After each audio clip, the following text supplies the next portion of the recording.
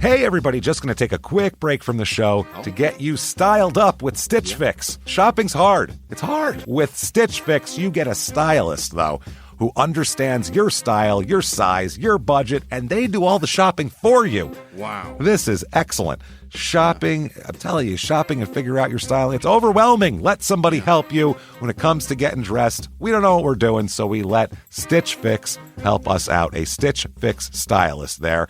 They know what works on us. We get the prices that make us look really good, and it feels good. You get some confidence boost walking around knowing that you're looking decent here. Oh, yeah. Yeah, we just give the stylist our sizes, style, budget preferences.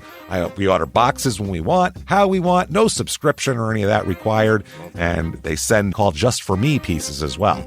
Like, maybe you'd like this, and it's awesome. Outfit recommendations, styling tips. You keep what you love, you send back the rest. It's super easy. Yep. You can do it, and we are doing it because it's excellent. Personal styling for everyone. Get started today at stitchfix.com/STM. That's stitchfix.com/STM. Now back to the show. Hey everybody, just going to take a quick break from the show to tell you a little bit more about Rocket Money. It's the start of a new year. It's the perfect time to get organized, set your goals, prioritize what matters most. And for me, top priority is getting myself together here. Financial wellness, doing that, which that feels important, you know? Just feels like adult stuff that you have to do. And thanks to Rocket Money, my goals feel achievable now. They show me all my subscriptions in one place, help me easily cancel ones I forgot that I've been paying for, which happened to me. Absolutely happened to me. I had, for years, I was paying for something. I was like, what is going on here? Rocket Money found it and saved me lots of money since then, because it's been a while. So they did a great job here. Rocket Money is a personal finance app that helps find and cancel your unwanted subscriptions, monitors your spending, and helps lower your bills so you can grow your savings. Rocket Money has over 5 million users and has saved a total of $500 million in canceled subscriptions, saving members up to $740 a year when using all the app's premium features. Cancel your unwanted subscriptions and reach your financial goals faster with Rocket Money. Go to rocketmoney.com/smalltownmurder today. That's rocketmoney.com/smalltownmurder. rocketmoney.com/smalltownmurder. Now back to the show. Hi, I'm Ashley Flowers, and if you're like me and grew up watching America's Most Wanted and reading Nancy Drew, then hi, you're a crime junkie. And I bet that passion for solving mysteries never went away, which is why we've assembled a team of reporters to dig deep into all the cases we still obsess over. Each Monday, my best friend Britt and I will bring you a case that you won't be able to stop thinking and talking about. So join us by listening to Crime Junkie wherever you listen to podcasts. This week, in West Wendover, Nevada, a happy and popular student vanishes from her high school, causing panic and a massive search. But what they eventually find shocks even the most seasoned detectives. Welcome to Small Town Murder.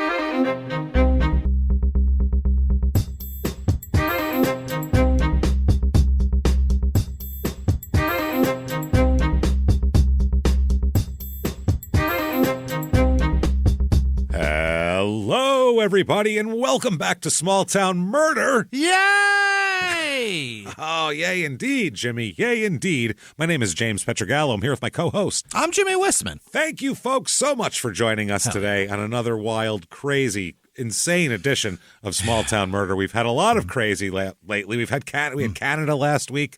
So thank you for all those people. And thank you, everyone who purchased the virtual live show, by the way. Holy shit. Thank you, overwhelming amount of people. Thank you so much. Awesome. I hope you had fun. Great. We had such a blast doing it, and It's crazy. so much fun. Quickly, though, we'll get to this. Head over to shutupandgivememurder.com. Get your tickets for all the live shows for the rest of the year throughout the end of 2023.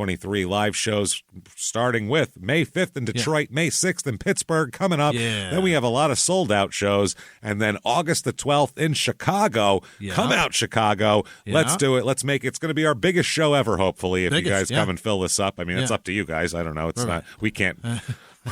We can't control that. So if you guys show up, it's going to be the biggest show we've ever had. And then also get your tickets for Dallas, Atlanta, Philly, D.C., Charlotte, all those. Get them now at shutupandgivememurder.com as well. When's the newest one? When's that one coming? May the 5th. Oh, yeah. May That's the fun. 5th, Where is Detroit. it? Detroit. Oh, that's What do you say? right. Get your asses out Where there, at? Detroit. Let's do it. I don't remember the venue, but Detroit. Yeah. Some Let's go to venue. Detroit. Some venue in Detroit. So Yeah. get on there. The Masonic? We'll be there. Masonic. Is it? Is it? It's possible. That sounds good. It's one of the city's venues. I don't remember these goddamn city's venues, but come there and see us, and that'll be a lot of fun. Patreon.com/CrimeInSports is where you get all of the bonus material, hundreds of bonus episodes to binge on, and then as well, you're going to get new episodes every other week. One Crime in Sports, one Small Town Murder, and you get it all. For Crime in Sports, what we're going to do this week is we're going to start a series that we'll visit a couple times a year, Owner Criminals. Oh, hey. Tons of owners of sports teams have had a lot of legal problems, and some of them forced them to get rid of the sports teams. So Isn't it fascinating? Those people are questionable. Oh, strange. Billionaires that are running afoul of the law. Odd, right? So we'll talk about that. And then for Small Town Murder, it is that time of year again. We're going to talk about Love After Lockup. Oh, God, I can't wait. The last 6 months of Love After Lockup. It's been wonderful. It will make you feel better about your life. I promise you that. Yeah. Check out that and all the back episodes there. That is patreon.com/CrimeInSports. Anybody $5 or above. And you get a shout out at the end of the show, too. Oh, it's wonderful. Jimmie will mispronounce your name while he wants to get it correct. So quickly, the disclaimer. This is a comedy show. It is. Yeah. It's a comedy show. We're comedians, and there's going to be jokes and murder. Yeah. It's going to happen. It happens every week. We can't help it. That's kind of how the show works here. But certain things we do to try to make it not as bad as you'd think it is. You go, God, that sounds awful. No, it's not that bad. We go out of our way. Small Town Murder. It's not that bad. We go out of our way not to make fun of the victims or the victim's family.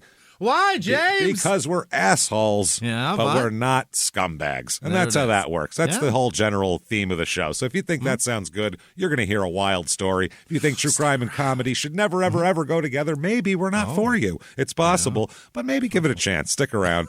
It's like a date. You don't think you like the person, but hey, you know what? Maybe they're going to say, maybe they're going to come up with something you had no idea about. So stick around and do that. For the rest of you, though, that want to have a good time. Where are you right now? Where are What are you you doing? High up? What are Are you a lumberjack high up in a tree, taking off some of the top branches before it comes down? Felling? Yes, you are. I would like you to lean back in that whatever that strap thing is that holds you on, chainsaw in the air, rev it up good, and shout, "Shut up and give me murder." Murder.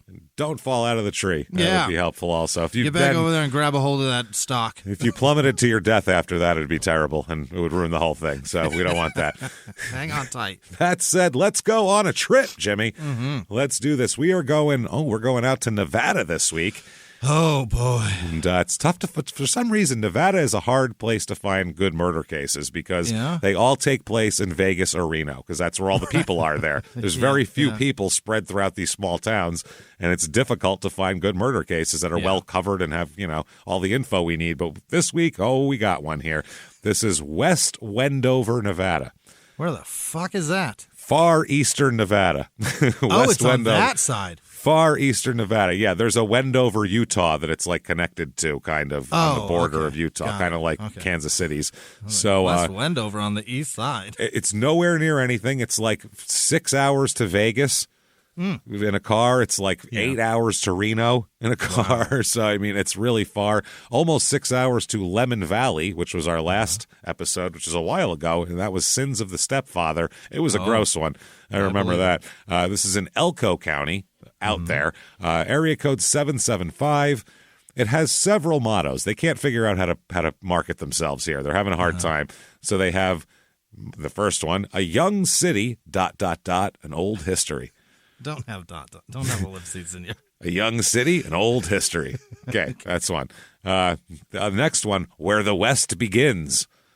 I think there's about 100 towns that have that as their motto. I mean... And it's, really, Baltimore's basically where it begins, right? Let's be honest. Anything west of where the Oregon Trail starts in that computer game is the West, where the West begins. Anything Independence, Missouri, anything west of that, that's where the West begins. I think Little Rock's kind of where it begins. Why not? Sure. Let's go. Let's start with anything the Mississippi River. West of that, that's the West, right? Tallahassee? Tallahassee. Well, not quite, but it's where the Western Florida begins. So the other slogan, come grow with us. Oh. Which sounds like we're not doing well now, but if you come on board, it'll help a lot. Which I don't. Come grow with us. Come grow with us here. West Wendover, little history, began to develop in the 30s and 40s when legalized gambling came to Nevada. Oh, okay. It's just a pop-up casino town, so you can gamble on your way to go gamble. You know, if you're On your way, you're on your way to Reno to gamble, you can stop here and gamble. West Wendover is the slot machine in the airport. That's what it is. That's what it is. It absolutely is. And weed's legal here, too, so everybody goes from Utah to here. So it's basically Utah's Vice Center is West Wendover. They come there to gamble. Vice City. Yeah, there's brothels in Wendover, so like in West Wendover. So they come there to get all their vices out of the way and then come home with a nice, just a lone Mormon all alone out there doing his dirt. Half-ounce of sour diesel on the way home. And a stinky dick. And a stinky, filthy dick. Filthy dick that he's not going to be able to show his wife.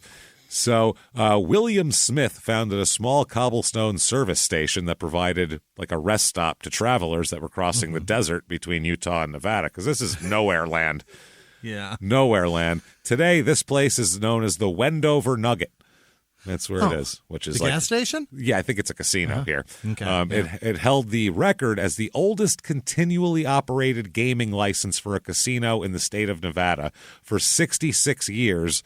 Until December 2001, when the former State Line Casino and Hotel came under new ownership. So that's when it stopped there. Otherwise, it was the longest continuous one. Fascinating. 70s and 80s, 1970s and 80s, it became kind of a weird little resort town. There's more casinos, hotels, shit like that. They have a golf course now. Oh. So I guess if you're going from Utah, you can go over to here. Doing its best to be a fucking destination?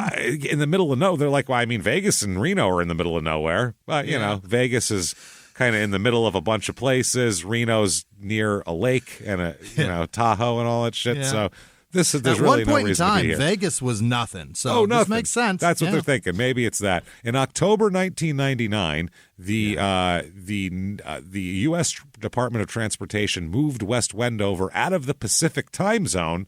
Oh? It was in the Pacific time zone due to the strong economic ties between West Wendover and Utah. They came for their whoring needs. Yeah, they have to be on the same. They have to be on the same schedule, obviously. Yeah, otherwise a guy goes down there to get a blowy. Yeah, come back home with a dry dick, and we can't have that, obviously, in Nevada. Nevada, an hour late of wet dicks. That should be on their side. And an hour late for dinner. Yep, hit the jackpot and get your dick wet. So this made West Wendover the only portion of Nevada legally in the Mountain Time Zone. Different ones, Jackpot, Jarbidge, Mountain City, and some other place I'm not even going to try to pronounce, were also observing the Mountain Time Zone, but on an unofficial basis. So they're just saying they're just deciding it's 2 o'clock when it's really 3 o'clock. We like the hour. That is bonkers, man. That's bonkers.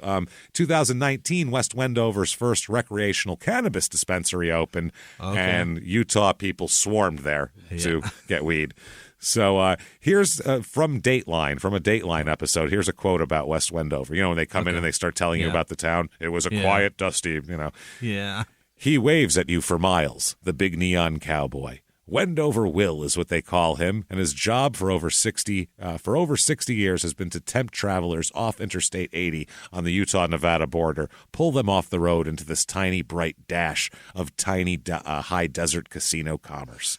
Is that where that guy's at? Yeah, Wendover Will. He's the cowboy. Yeah, with the fucking is it with the thumb or? I don't remember which one he is. Yeah, they have a few of these big cowboys around, and there's one in Vegas too. So that's a confusing one also. I know I've seen it. Then there's the Marlboro Man in Times Square from back in the day that smoked, really? And there's all sorts of giant cowboys. So here's some reviews of the town. Okay. Reviews. 4 stars.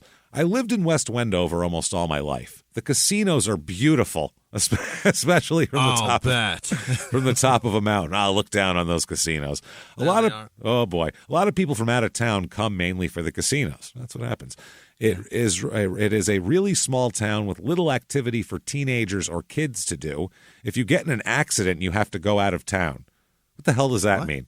They kick you out?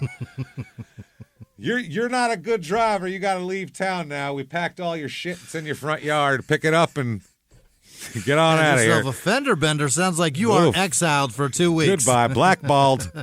Ostracized. The closest hospital is 2 hours. Jesus Christ. Holy shit. What? Wow. If I start having a hint of a chest pain, call now, because by the time they get here, I could be half dead. Who knows? Wow. It's a safe area with little gang activity and violence. Where are the gangs going to hang out? There isn't even a hospital for two. Gangs, you know what? If you looked, I bet, and had like a map that had gang activity and hospitals, I bet most of the gang activity takes place near hospitals. I think the gangs have worked that out ahead of time. Listen, we're going to be getting stabbed and shit. Let's make our home base close to an ER, shall we? Let's not do it 2 hours away. Let's come on, man. It's so small that everyone knows who you are and what you do for a living. This is a place that I would recommend for people who want a safe environment. But if you want to pursue your dreams, I suggest you go elsewhere. This place will eat your dreams alive. So spit them out.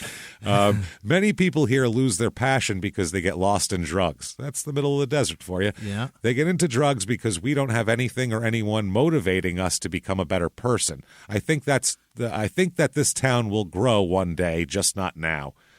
Okay.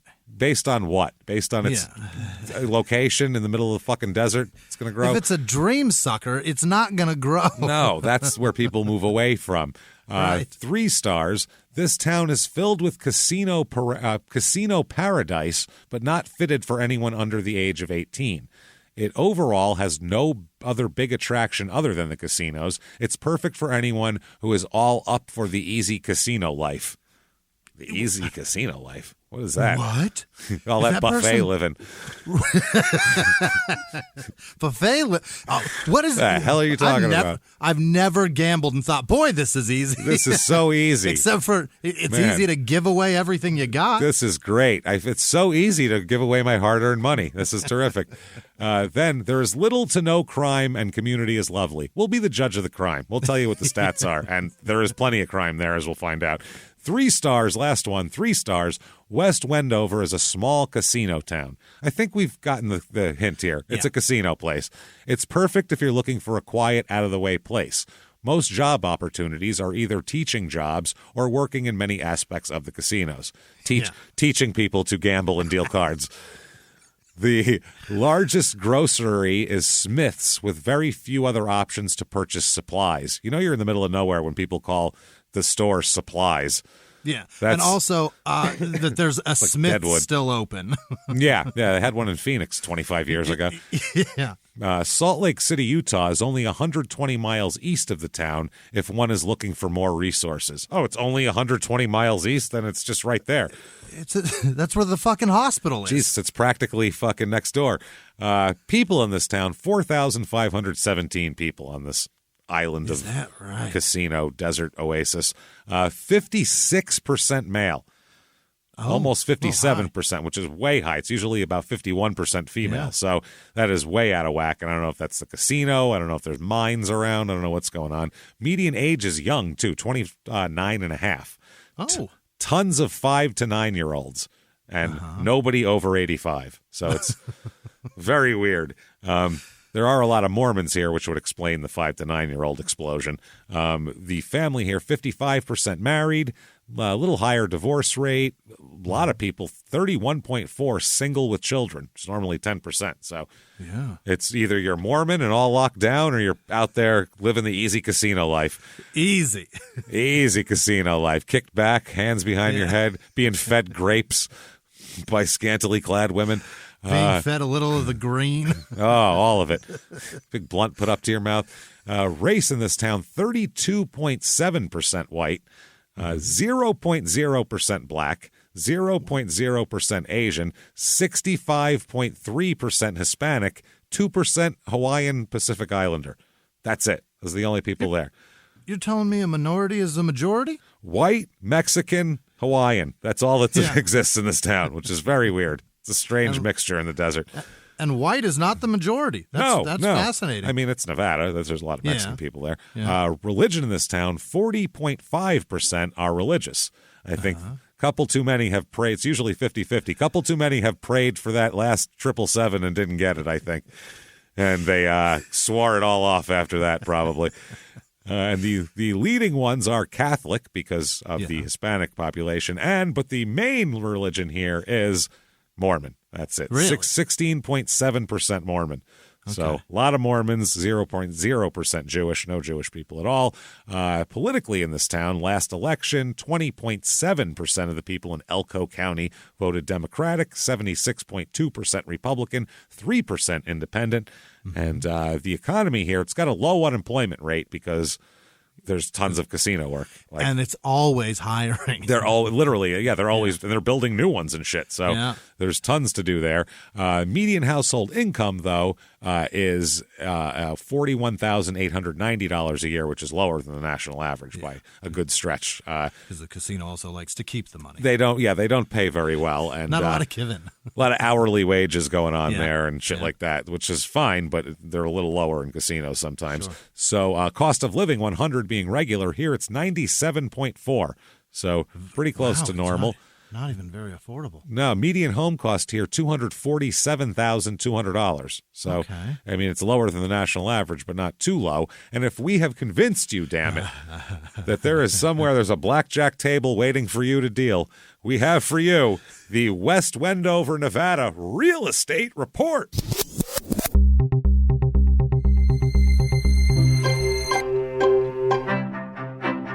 Your average two-bedroom rental here goes for about $1,280 a month, which is a little higher than the national average, but in the ballpark of it.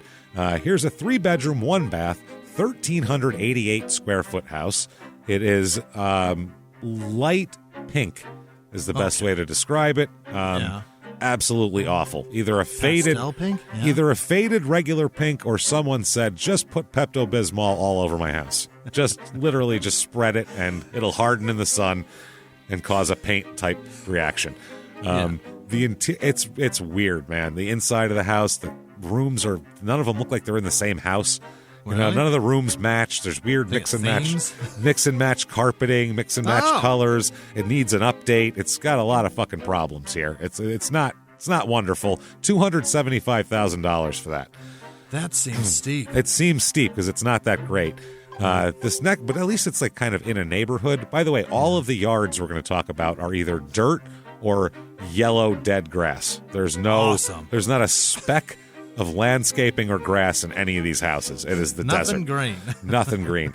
4-bedroom, 2-bath, 1,244 square feet. It's just in the middle of a lot. It looks like a tornado dropped it here. Like it was Dorothy's house, and now the tornado went westward and dropped it off. Is there at least land, or is it like not that big? Not even that big of a lot. It's just it's really boring. There's a weird plywood shed in the thing. It's very strange. $290,000 for this mess. God. Yeah, and then here's a 5-bedroom, 2-bath, 3,666 square feet. It says there's 5 bedrooms, but there's only pictures of 3 of them. So I don't know if the other 2 are just full of shit or storage, or if they're hoarders, or I don't know what's going on. They just photograph bad, that's all. It's really weird.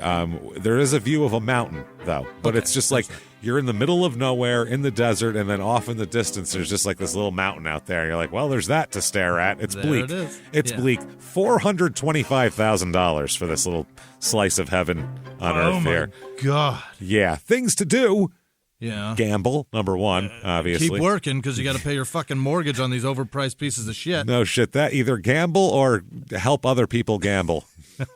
Or deal cards. Or the Wild West Barbecue Shootout. Pow, pow. Hey. Pew, pew, bitches.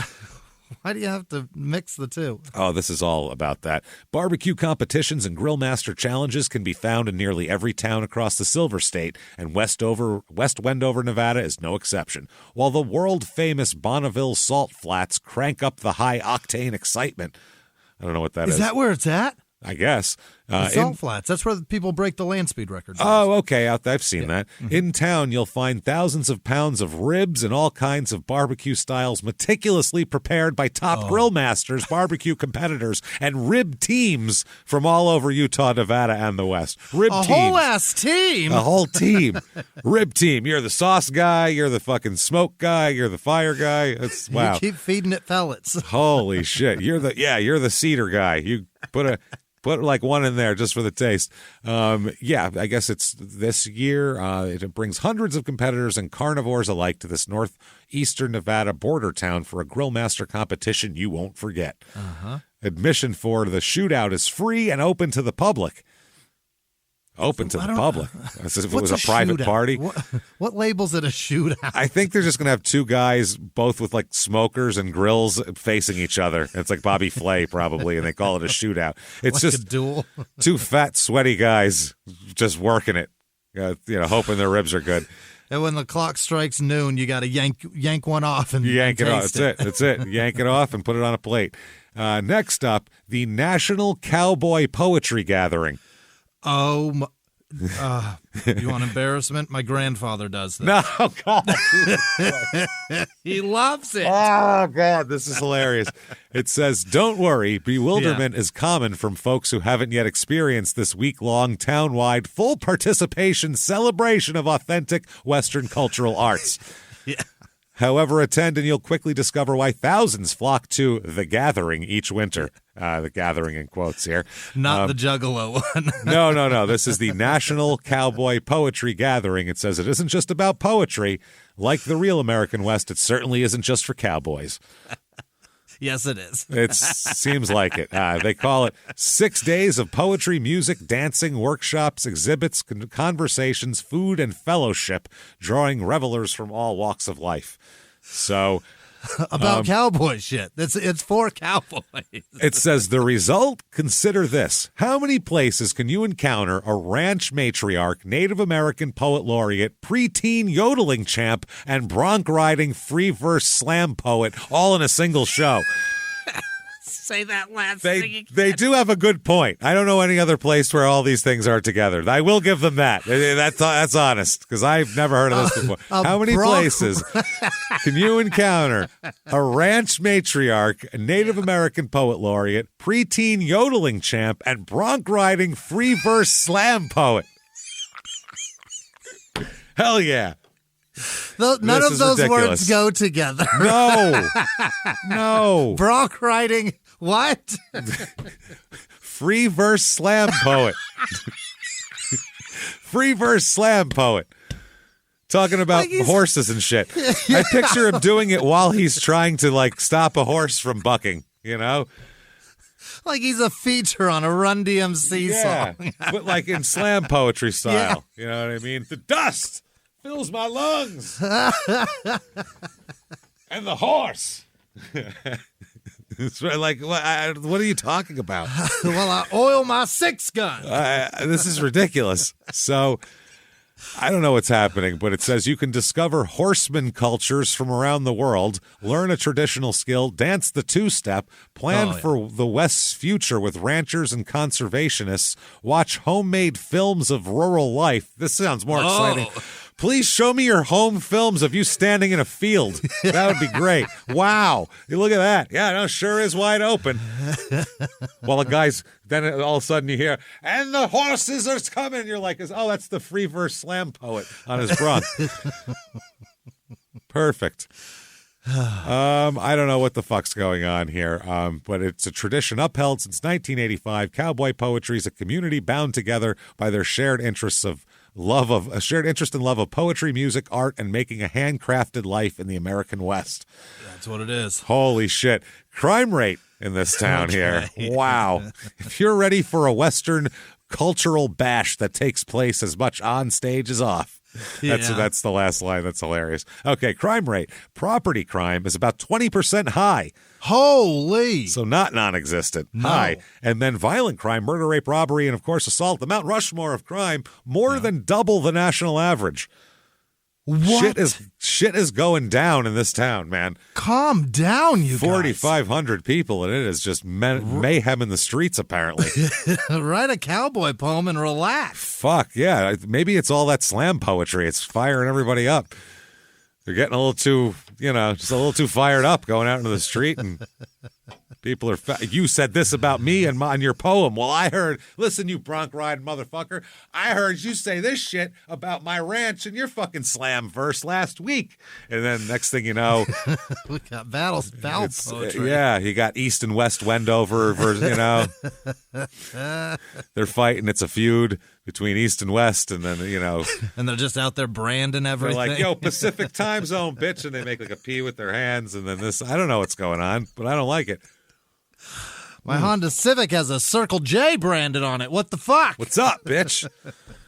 So that said, let's talk about some murder, shall we? Oh, boy. Hey, let's get into this. Let's talk about some people to start with. We'll start with a young lady, let's say. Okay. Here. That's a good place to start. Let's start with a young lady named Michaela Costanzo, just like George Costanza, but with an O at the end. Okay. Costanzo. Michaela or Michaela? Michaela, I guess. Micaela. Michaela? Mickey. She goes by Mickey, so it's Mickey. Okay. Doesn't matter. Good. She helped us out by having a nickname. So she knew. She knew it was up. She's the youngest of three sisters. Okay. Mickey. She's 16 years old back in 2011. So she's born in 95. I mean, young girl, 94 actually. She is, altogether, she's kind of what anybody would want their daughter to be. She is smart. She's athletic. She runs track. She's a top student. She's the punctual editor of the school newspaper, not editor of any stool. Editor of the school newspaper, very mature. She wants to be an author someday. Yeah. She's into writing. She's very pretty. Wow. She's very popular. Got it together. She likes poetry. I don't know if it's free verse slam bronc riding, but I'm not positive. I don't know if that was part of it. I don't know if that inspired her. She went to the throwdown one day and was like, you know what? I'm not positive, but she either way, she's like what you think of if you go, wow, any girl who's like 16, you go, who's a bitch in your school? And they describe this girl. Yeah. Not that she's bad, but they'd be like, she's perfect. You know what I mean? She does everything right. Everything right. Everybody likes her. She's well-liked, too, because she's very nice. She's not a bitch at all. She's a super nice kid. Everybody likes her on top of everything else. So... Hey everybody, just going to take a quick break from the show to tell you about the safest sponsor ever, Simply Safe. Absolutely, these people will keep you safe. It's amazing. You know that every 26 seconds a burglary takes place in the United States, according to the FBI. That means that by the time this podcast is over, dozens and dozens of homes will have been targeted, ransacked, God knows what happens here. So protect your home before it's too late with Simply Safe proactive security system. Simply Safe helps stop threats before they even have a chance to break in. Named Best Home Security System by U.S. News and World Report 5 years in a row. And by us for about the last 8 years as well. If you trust us, believe me, you want Simply Safe. So visit simplysafe.com/small to claim 50% off a new system with professional monitoring plan and your first month free. That's simplysafe.com/small. There's no safe like Simply Safe. Now back to the show. Hey everybody, just going to take a quick break from the show to tell you a little bit about Sono Bello. You know, the most known secret with celebrities and influencers and all these famous people is so many of them have had lipo. They've had lipo, whether it's a little touch-up here or a total makeover. Yeah. Nobody has a perfect body. That's the thing. No. They may look like it on TV, but there's things that help that. Absolutely. Lipo now has changed, and Sono Bello's been at the forefront with using LAL technology and getting those beautiful and natural outcomes for each person. Looking real natural. Our friends at Sono Bello are offering their best deal. You're now included in their winter savings event, but appointments are limited, so please get on this. Sono Bello doctors are masters in micro laser fat removal, a brilliant technique that removes stubborn fat permanently wherever your problem areas are. Tummy, love handles, thighs, arms, it's gone in one comfortable visit. Eating healthy and workouts are great. Keep doing that, but if you want to lose that stubborn fat in one visit, check out Sono Bello. Save big during their winter savings event. Schedule your free consultation now at sonobello.com/smalltownmurder. That's SONOBELLO.com/smalltownmurder. Now back to the show. Yeah.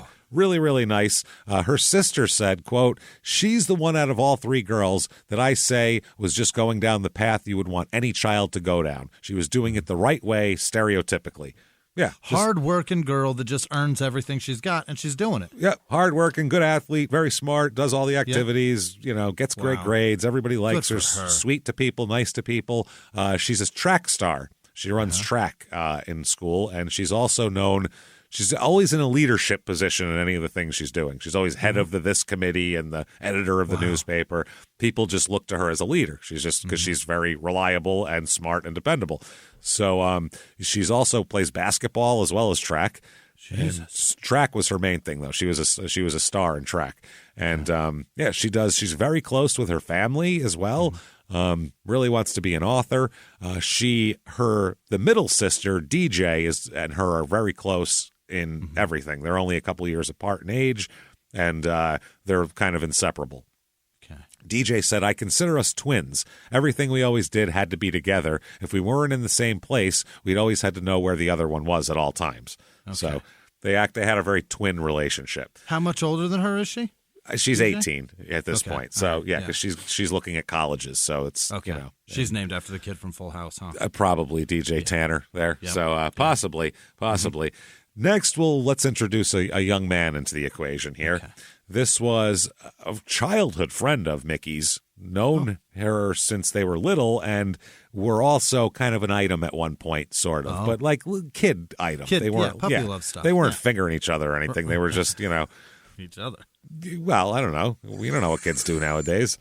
Good point. Who knows what kids are up to? I don't know. They could be fingering each other. Post 9/11, all bets are off. 2011, I think, I think you just, you just wing it. Who knows what's going on out there? I'm saying I haven't been a teenager out there anymore. That might be part of the protocol. It's been a long time. It's been a while. It's been a while since I've been a teenager, since I've been out on the fingering circuit. So I don't know.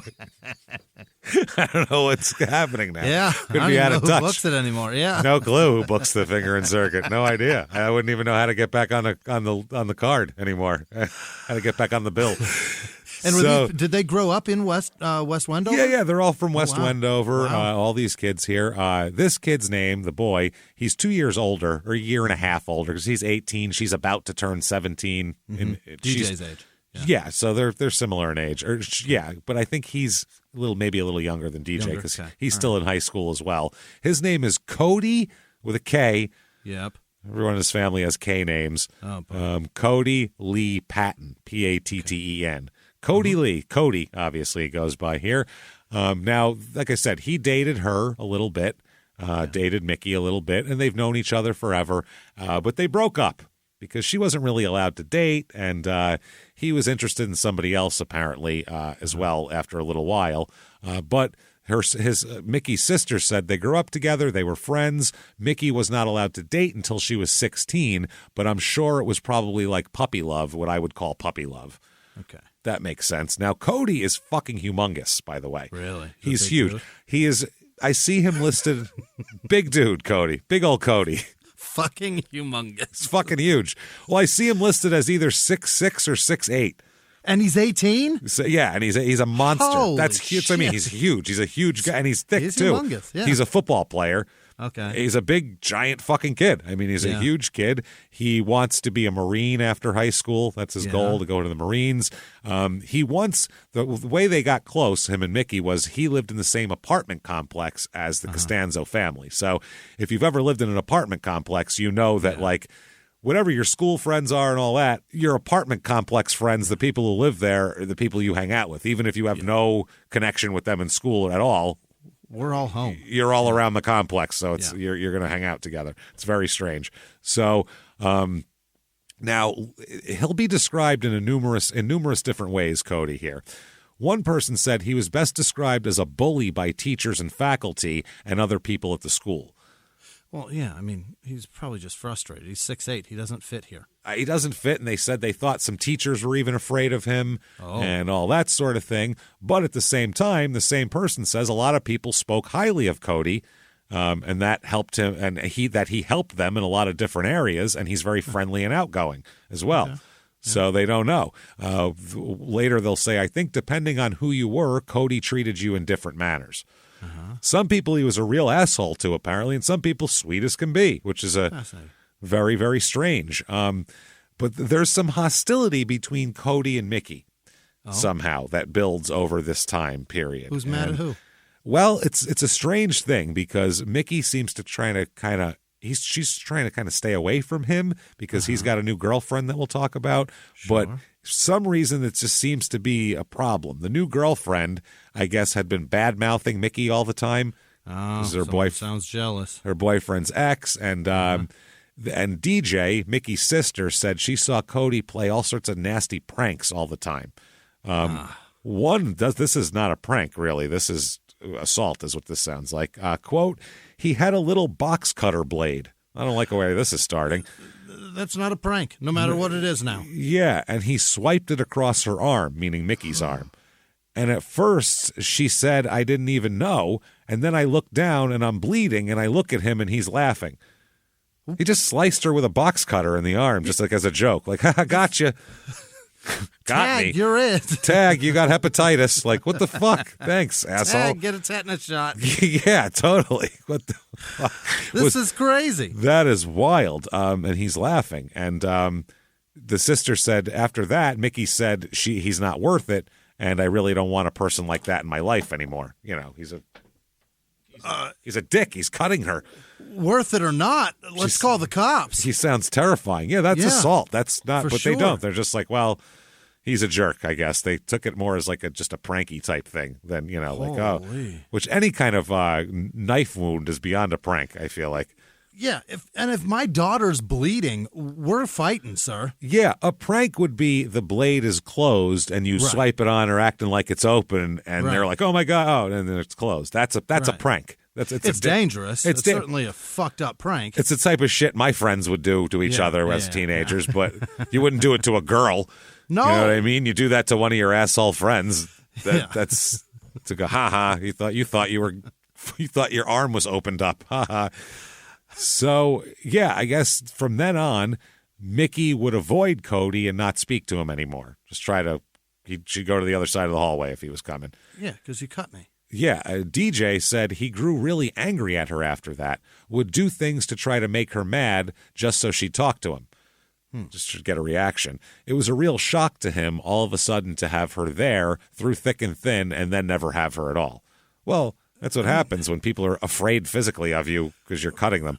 Yeah, people stick around when you treat them nice. When you treat them with fucking box cutters, then, you're it's going to go appropriately. It's really weird. And the sister said that that Mickey came to her and said, he keeps wanting me to come hang out with him and his girlfriend. That's what he wanted to do, go out with me and my girlfriend. She's like, I don't want to fucking hang out with him and his girlfriend. This is stupid, you know? I have a life. I'm busy. I have a yearbook to edit and shit. Like, I'm not dicking with this stuff. I got track practice. I have a meet this weekend. She'd say all the time, I don't like drama. I'm not into drama. I want everything to be smooth. She's fucking got a head on her shoulder. She's not an idiot who wants to get enmeshed with morons. Yes. So let's talk about this girlfriend here. Yeah. Her name is Tony with an I. Tony Fratto, Fratto. Oh. So now Tony Fratto, you'd think, what do you picture? Gangster. Or a guinea girl. I picture I picture like girls I grew up with like hair and Yeah, her dad's a bad man. You something. Yeah, something like that. Yeah. But she's actually a ginger Mormon, which makes no sense. It is the weirdest disconnect ever to hear Tony Fratto, and I look her up and I'm like, wait a second, you what? You look like fucking strawberry shortcake. What's going on here? Is Carrot Top's real name Fratto? It's so strange. She's a ginger Mormon. It's odd. So what are you going to do? Now, Tony, she's 18 as well here. She is no slouch herself. It's not like she's some loser or whatever. She was a beauty queen at age 13. Oh. Yeah, she is a crowned, sashed beauty queen. Pippi Longshoreman. Pippi Longshoreman. That's right. I love it. Pippi Longshoreman. That's our whole Pippi over here. Yeah. That is perfect. She was West Wendover Junior Miss. Okay. when she was 13. So Yeah. the prettiest 13-year-old in all the town. Yeah. Pippi Longshoreman, there she is. That's fucking awesome. Strawberry Cutthroat. That's her. That's my girl. She's got many nicknames. Yes, she does. She's also really, really religious, super into Mormonism, really close to her parents. Not a bad kid. Not like she's not some like gangster kid. We've described her as like she's got a switchblade in her purse, and she's going to be like, "Were you talking to my boyfriend? I'll cut you. I swear to God, I'll cut you. I swear. Use this cross the line now." Like that's, but she's not like that at all. She's just she's 5'1". That's the other thing. He's 6'6", 6'8". She's 5'1". Yeah, which is fine. I'm 6'4". Sarah's 5'1". Yeah. So I mean, I've seen it. Yeah, it works.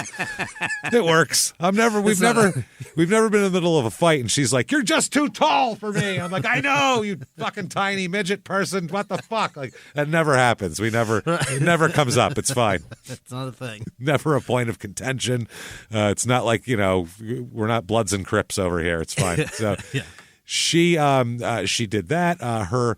Her mom said she always went to church with us, and a lot of kids, you have to force them to get out of bed and go. It was never that way with Tony. Really? Ready to go. Yep, just all in high school. She's polished up and ready to go to Mormon church. Can't wait. She didn't have a lot of friends outside her family, though. It was she'd go to church and do family stuff and do church activities, come home, hang out with her family. Yeah. She was really pretty closed in, except for Cody, who became her boyfriend. He became kind of the only real person she's really close to outside of her family and a couple of church people. So they started dating in the 9th grade. They've been together for a couple of years now. Yeah. And they were inseparable from the time they started dating. Right away. Yeah, the mother said she loved him. She really thought she loved him a lot. But they also say about him he was very, very possessive and didn't like her time being taken up by anybody else but him. What's happening with this? Why is he so insecure at 6'8"? It's 6'8" and like an athlete, and he's going in the Marines. You'd think he would be a little more secure with himself, but he's not. Fucking confidence I would have. You're going to go from port to port here pretty soon. I can open every pickle jar in this house. And I can reach them also before I can not only get them off the shelf, I'll pop it open for you too. Can do it all. So her parents' names are Cassie and Claude. Oh. Cassandra goes by Cassie and Claude. Yeah. Cassie and Claude here. Yeah. So January 30th, 2011, Cody moves in with the Fratto family. What? Moves in. Yeah. He's got problems at home. They live in a trailer too, by the way. They don't have like a sprawling house where, he Claude can move. Does? He could, the Fratto family, it's not like, he can move into the servants' quarters or like we have the West Wing open. They live in a trailer. Oh, my God. So and that even a double wide is something. Right. That's not much bigger than an apartment. That's what I mean. It's not a lot. So January 30th, he moves in. He's had problems with his father, Cody has. Oh. He's been getting in fights with his father, whose name is Kip with a K. Okay. Yep. Yeah, so they like K's in this family. So problems with him, and Tony's parents were conflicted. Claude and Cassie were conflicted about Kip. They were about Cody moving away from Kip. Claude and Cassie were concerned and conflicted about the confrontation between Cody and Kip. And the cohabitation of Cody as well. So they were conflicted about Cody's cohabitation. So Jesus Christ, little conflicted. Their primary concern was they knew that Tony was in love with him, though. Yeah. They've been together for a couple years, and they were worried that she was 18. So they're like, if we don't let him move in, he's going to have to go find someplace to live. And what if it's someplace not right around here? She's going to go move in with him. She's 18. We're going to lose our daughter. So they said, fuck it. It's better to have them here under our roof. Yeah. At least she's here. They can keep an eye on them and make sure everything's going okay. So apparently as soon as he moved in, everything was fine, though. The relationships were going well. The parents liked him. They considered him part of the family right away. Right. Yeah. The father said we became his second family, and more importantly, we were really invested in his success. And he said he was like a son to me. Okay, So, I mean, yeah, right away. This is how marriage is supposed to go, though. Yeah, they're still in high school, both these You're kids. this is how you're supposed to accept your daughter's husband, not her fucking high school boyfriend. Come back after college and we'll try this again. That's nope. They said she encouraged him, meaning Tony encouraged Cody to do schoolwork. She encouraged him to keep on track to graduate, and she encouraged him to try and be a better person, they said. In January, he was baptized as a Mormon so they could get married in the temple. Oh, wow. He converted and everything for her. He went full Mormon for her. Fascinating. Yeah, that's what I mean. I mean, they brought one in off the sidelines. So, and I, as much as picked somebody up on the roster. Yeah, got a new free agent. Our bench is deep.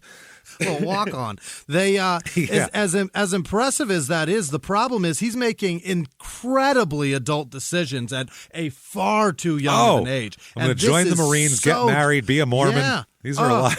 In 1952, this was great because you can move forward in life, but this is fucking dangerous. This is a lot in 2011.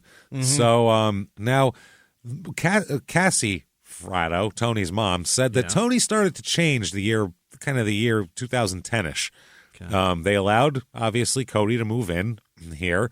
They said, quote, "We thought Cody was really trying to put his life in order. He has always had a lot of problems. The side of Cody which we knew is completely different from the side of Cody we know now." This was said later on. Yeah. So early 2011, this is February 2011, after he's moved into the trailer and everything. Yeah. Security cameras at West Wendover High School, where all three of these kids go to school. Yeah. Catches a crazy thing on the camera here.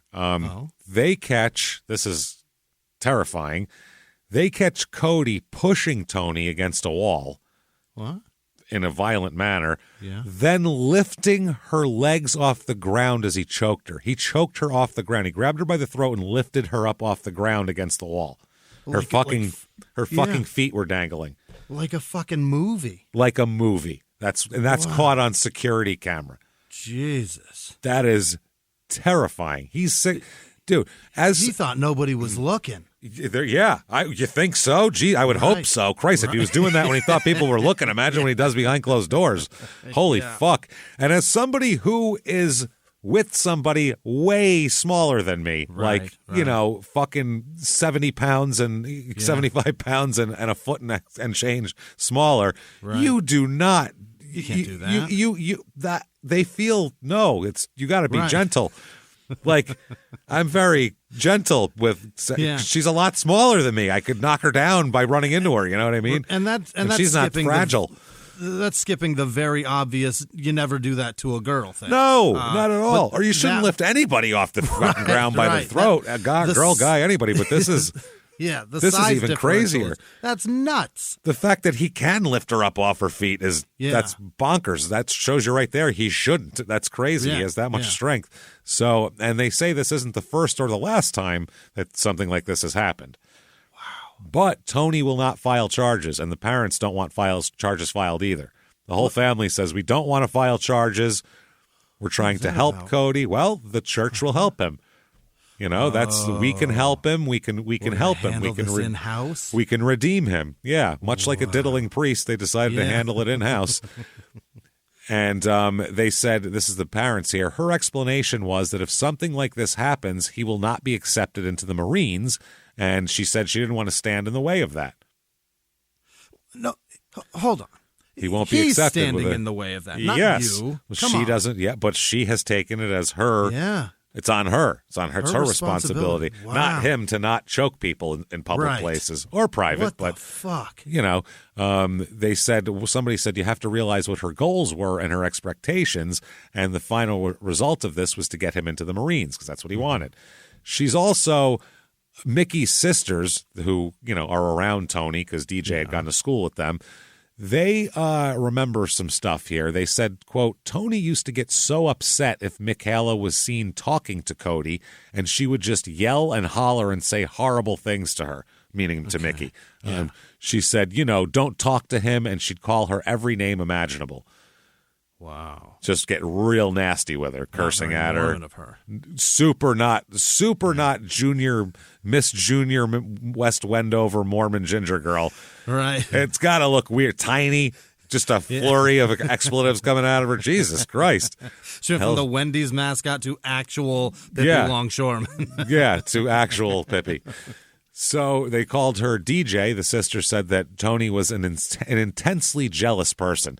She said, quote, he couldn't be around girls, especially my sister, but he couldn't go do certain things. She couldn't do certain things. And if one did it, the other was like it was World War III.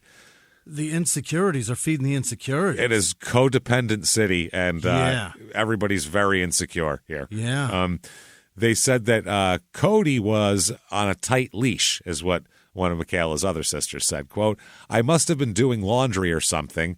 Or not Michaela, this is somebody, Tony's family, said, I must have been doing laundry or something, and here Tony came walking in, and he was like, gotta go.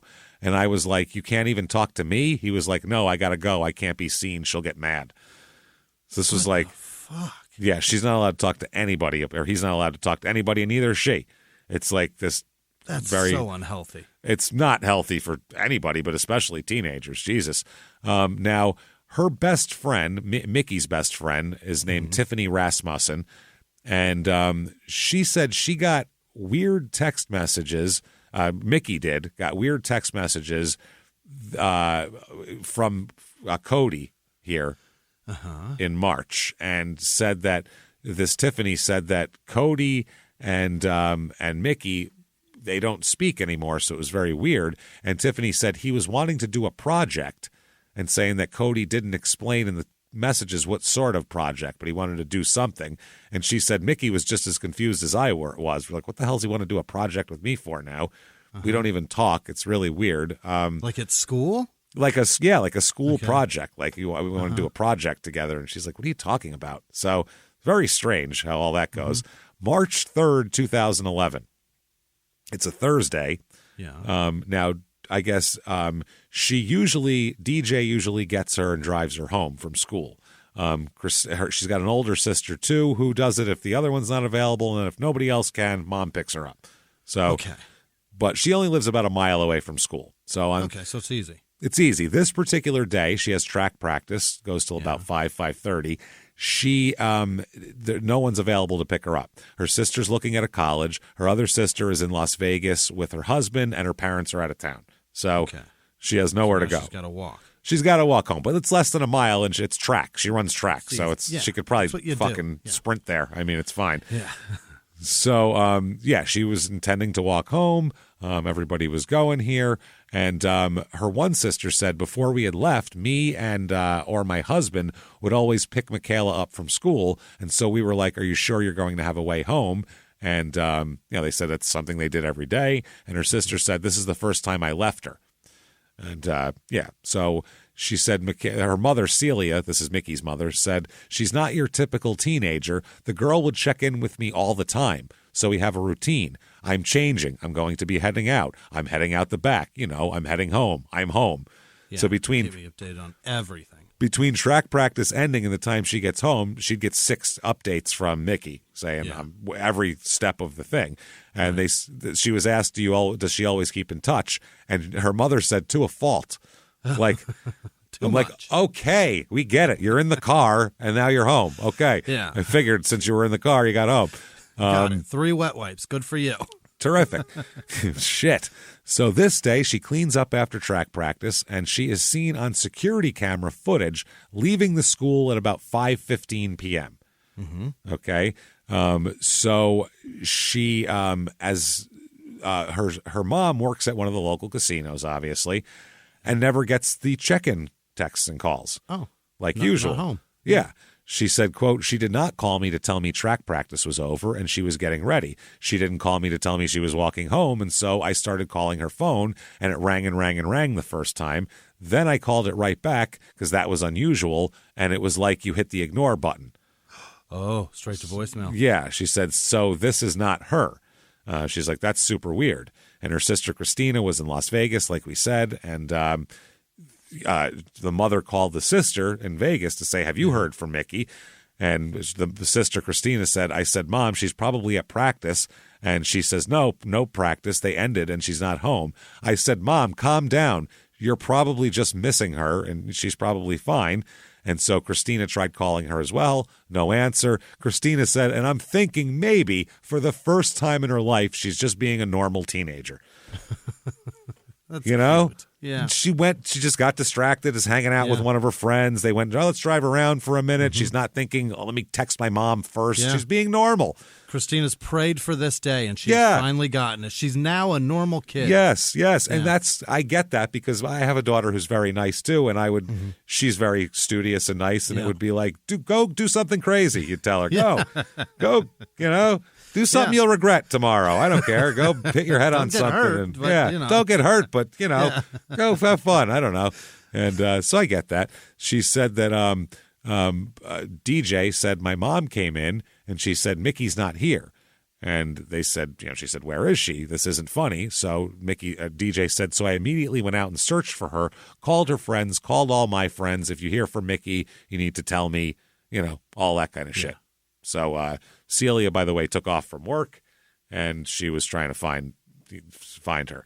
So already driving around. That's a great mom. Yeah. Oh, she's like, this is not like her. Something's wrong.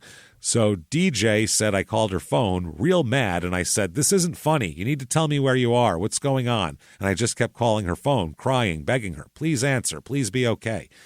So Celia said, quote, by the time I had already called the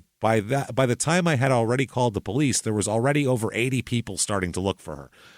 They organized a posse like that. I mean, the cops weren't even there yet, and there was an 80-person search party. That is awesome. That's really fucking amazing. The police asked me, did you check with this one and all of her friends? Did you go any place that she would go? I'm like, yes. And they're all panicked, and they're all out looking and everything, so they immediately knew something was wrong. And Celia went on to say, it was horrible. I didn't sleep. I had to stay home in case she came home. They said, you have to guard home base in case she gets here. And I watched the door, and they kept saying, you have to be home. And I'm like, this doesn't help. That would be horrible to sit there. Oh, God. Now like a prison. This is a torture chamber. Her older sister, Christina, was in Vegas attending a NASCAR race with her husband. And at first, she was the one saying she's just fucking being a teenager. She's probably hanging out with a boy or something. Leave her alone. Now she's scared. She said, I looked at my husband and said, you need to take me home right now. He says, what changed your mind? And I said, because nothing happens, and now something probably did. And he took his truck and drove me straight home. How about that? So the Wendover Police Department is involved right away, the West Wendover Police Department.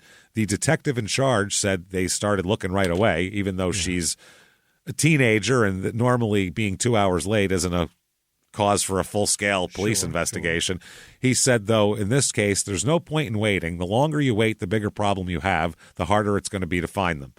Good answer, sir. Yeah, that's a real good answer. We said, well, why not now? What? I'm not busy right now. Let's go. Let's take a peek. They said that they were worried. They were worried because it was dark and it was cold and she had no jacket. And, her mother said she's worried about that logistical things. And she knew something was really wrong. The police guy here, police detective said, police guy, hi. The police guy. Flashes badge. Police guy, West Wendover Police Department. Pietragallo, police guy. Police guy. Hi, how you doing? I'm a police guy. I am police guy, Pietragallo. Can you answer some questions for me? It's about Pippi Longshoreman. He said, we didn't know whether she'd met with foul play or she'd just been restrained and held somewhere against her will. It was obvious we had more than just a runaway juvenile, but we didn't know how far it had gone. So they talked to police again, talked to everybody else. They talked to her boyfriend. She's got a boyfriend. Oh. So they're like, well, that's interesting. Love to have a chit-chat with him. Her boyfriend, Javier, and he came down to the police station. And they said, how's she been acting lately? And he said, quote, I don't know. She's been acting pretty fine. Like if she's... Such a high school boyfriend response. Right? I don't know. She's acting pretty fine. I don't know. She didn't dump me or nothing. Like, I don't fucking pay attention. Stuff. Yeah. Like, if something is wrong, she'd vent. She's not one of those girls that hides her feelings, like puts her emotions in her. Okay? He sounds like a high school kid. He's an Javier. easy boyfriend. Javier is not going to be giving any press conferences anytime soon, I have a feeling. Maybe a nice kid, though. So What's any emotion in her? I don't even know what that means, Javier. What the fuck are you talking He just probably trailed off. You know, 16-year-olds trail off. They don't even give whole sentences. They're like, then I went there. And, what? The fuck are you talking about? Speak whole sentences. I don't know, she's been acting pretty fine. Puts her emotions You know, in. she's not the type of girl that like put your emotions in her. What? Hey, everybody, just going to take a quick break from the show to tell you a little bit more about our stylish friends at Quince. That's right. Let's go elevate your styles, people. Yeah. Get it going. Look good out there. And you can do it now without breaking your wallet, without breaking the bank, because at Quince, you can get high-end, versatile pieces at prices we can all actually afford, which is very nice. You want to get good stuff that lasts and it's good, and they have quality stuff that's very affordable. And you can do like we did, upgrading our stuff here, while still being a very reasonable price. Quince only works with factories that use safe, ethical, responsible manufacturing practices, along with premium fabrics and finishes. It's all quality stuff. You're going to love it. Trust us, it looks good. And I've got the leather jacket. It's a very high-quality item. Real nice, soft leather. Yeah. Jimmy's got his linen pants he's rocking. Yeah. They're terrific. Come on, be like us. Be fashionable. Get in there with Quince. Indulge in affordable luxury. Go to quince.com/smalltownmurder for free shipping on your order and 365-day returns. That's QUINCE.com/smalltownmurder to get free shipping and 365-day returns. Quince.com/smalltownmurder. Now back to the show. Hey, everybody, just going to take a quick break from the show to tell you a little bit about a very cool place, Thrive Market. Yes, we are both looking to get into the healthy swing this year. The problem is I don't know what's in everything, and I don't know if even I'm qualified to even read the labels to know if that's good or that's bad. Right. There's chemicals in things, and there's things floating around. I don't know what I'm doing out there. One of my favorite features, and I know you were talking to me about this, is the Healthy Swap Scanner in the Thrive Market app. Yeah, it's simple. You scan any item, and it'll instantly suggest a cleaner, healthier grocery alternative, which is it's great. Amazing. Yeah. That's great. Thrive Market also takes the guesswork out of finding these safe, healthy foods. For example, like I'm trying to get my protein intake up for energy. I'm always moving around. I need stuff, and I love that you can filter their site by the high protein options. Nice. It's very cool, and you can personalize this portion, and you can put filters on it. And get ready. You should be ready for a junk-free start to 2025.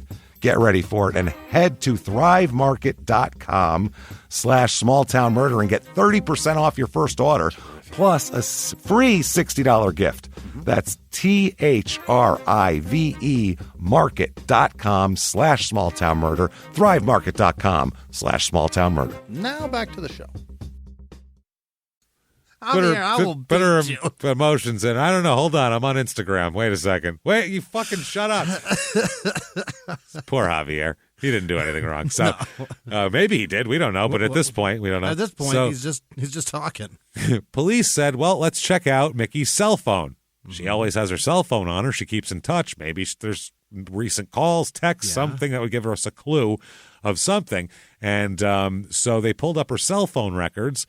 And they said that there was a lot of text and phone calls transpiring just immediately after school ended and up until 5.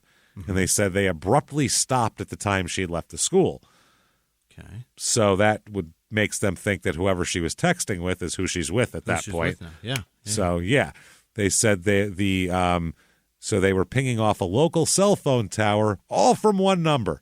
Oh. Local number, local guy, local tower, one number. Cody Patton's number. Not Javier. Not Javier at all. Yeah. She's just like letting her emotions out. I don't know. So police bring Cody in for a chit-chat here. Yeah. They sit him down and they say, when's the last time you saw her? He said, about 5:30. Well, okay. They said that was the last person that's seen her now. Well, they said, where? He said, at the high school. He does sports too, so, he's around. They said, was she with anybody? And he said, just some. I thought it was her boyfriend because it was a short Mexican. Jesus. Which everybody just looks like a short Mexican to this guy, though. He's 6'8". You know what I mean? He's like, I don't know, some short Mexican. What the fuck do I know? That's 68% of this town, Cody. Yeah. I don't know. A bunch of short Mexicans most of this town is short and Mexican. He says, they say, Javier, her boyfriend? And he says, yeah. But he said, I'm not sure it was Javier. Then he says, yeah, I think it was Javier. I'm not sure, but I think it was. Pretty sure it was. And he said he'd been out the night before looking for Mickey, too. So, I don't know. I wish I could find her. And they said, do you have any questions for us? And he said, yeah, find her, please. So That's not a question, Cody. He wants her. Well, it's a statement. It's kind of an ask, I guess. It's an ask. So that's Thursday, March 3rd. No, they don't find her, obviously, Mickey, the whole night. Now we've got 2 days of her missing. That's the first day. That's Thursday, March 3rd. Oh, Thursday. By the end of the first night, they're looking at cell phones. They're talking to Cody. They have it all. March 4th, 2011, they said that hopefully, Celia said her last hope was that Mickey would show up at school in the morning. Maybe she's out, but she blew off some steam, but she's not going to miss school. She's going to show up at school on Friday. She has stuff to do. Worried everybody's sick, and now she regrets it, and she's back at school. She's going to show up at school, and, we're going to find out that there was something wrong that we didn't know about, and she didn't tell us, she's upset at us or something like that. But she doesn't show up at school on Friday. Oh, no. So her mom says, when she didn't go to school on Friday morning, I knew I wouldn't see my daughter alive, and I felt like a failure as a parent, not just for her, but for DJ, too, because I couldn't make it better. Oh, this poor woman. This poor fucking woman's going through hell. Jesus Christ. The self-imposed hell that she's doing, too, man. Fuck, Jesus, man. Poor thing. That's crazy. Now, the older sister, Christina, said, I went to my mom's house, and I told her what was going on to find told her that I was going to find my sister. Even though she's not okay, I will bring her home. And for whatever reason, in my mind at that point, I knew that I was going to find her and that I wasn't going to find her the way we wanted to, but that I was going to bring her home. She searched all night, Christina. Wow. She went out in the desert all night, drove around and searched in a big truck. Yikes. She said that, quote, I stopped and looked at any little mound of dirt that looked weird in the desert. Yeah, there's so many. It's all, you could look and go, there's 1,000 places. It's all mounds, and it all looks weird. She said, I stopped and looked at all the mounds of dirt, and she said, I went to the gravel pits also. Yeah. So March 5th, Saturday, comes around. A volunteer driving along a road here observed an area where they thought the ground had been stirred. This is about 5 miles outside of Wendover, out in the middle of the fucking desert. Oh, boy. So they thought it was a little bit odd, and they also found fresh tire tracks veering off the desert road. Okay. So they followed the tire tracks, and that's where they found the dirt that looks disturbed. So the cop later on would say about the volunteer, quote, he stated he's seen some sagebrush that appeared to be disturbed and was covering some ground. So he looked underneath the sagebrush and saw what he thought appeared to be a blood and decided that he needed to call the authorities. Good call, sir. Good idea. This is in the gravel pits where Christina was looking, by the way. Oh, no. Police take a camera to record what they might find. And they said, there you remove the sagebrush, you gently dug into the area, and they found what they thought was a part of a human body. Jesus. So they stop, the cops, and they go, oh, can't disturb this anymore, call in the crime scene guys and homicide and all that sort of shit. So the closest CSI, crime scene investigative unit, that can handle something of this nature, Salt Lake, is Reno, because it's in the state. It's not going to be from another state. Oh, yeah, good point. Yeah. So they have to come all the way from Reno, which is 400 miles away. Holy shit. It took them, from the time they called, 9 hours to get there. They drove? Yeah. They don't have a police helicopter? Well, they need all their equipment. They need all their Yeah, equipment. good They have point. a big truck they drive there. So Oh, they had to my drive God. it there. They had nothing to do until they arrived. They had to leave a body in the ground. They Tape don't know it whose off body and it leave is. it. Yeah. This is the desert outside of where casinos are. So this could be anybody, literally. Yeah. No, they think it's a human body. They've seen Okay. skin, but it could be anybody. I mean, fucking anybody here. So, they said, and they had to wait. Imagine the family waiting for 9 hours to find out. It's crazy. Christina said, it just felt like your heart sunk. I saw the unmarked police car driving on the gravel pit road that I was on the night before, and it just sank. So she went home, picked up her mother. They went to see the police chief, and he told them, quote, and she said, quote, and he says we have found a body. So we called off the search, and I guess out of hope, I say, well, can you see her? And he says no. I say, well, then you don't know it's her. And he says, you're right, Christina, but she's the only one missing, so we're pretty sure it's her. We've got one missing person in town and one body. It's possible. It could be anywhere from anybody from anywhere, though. So they didn't know. They had to wait for the chief till the forensics team arrived. Mm-hmm. And Christina said, and then I said, you're going to leave her out here all night again?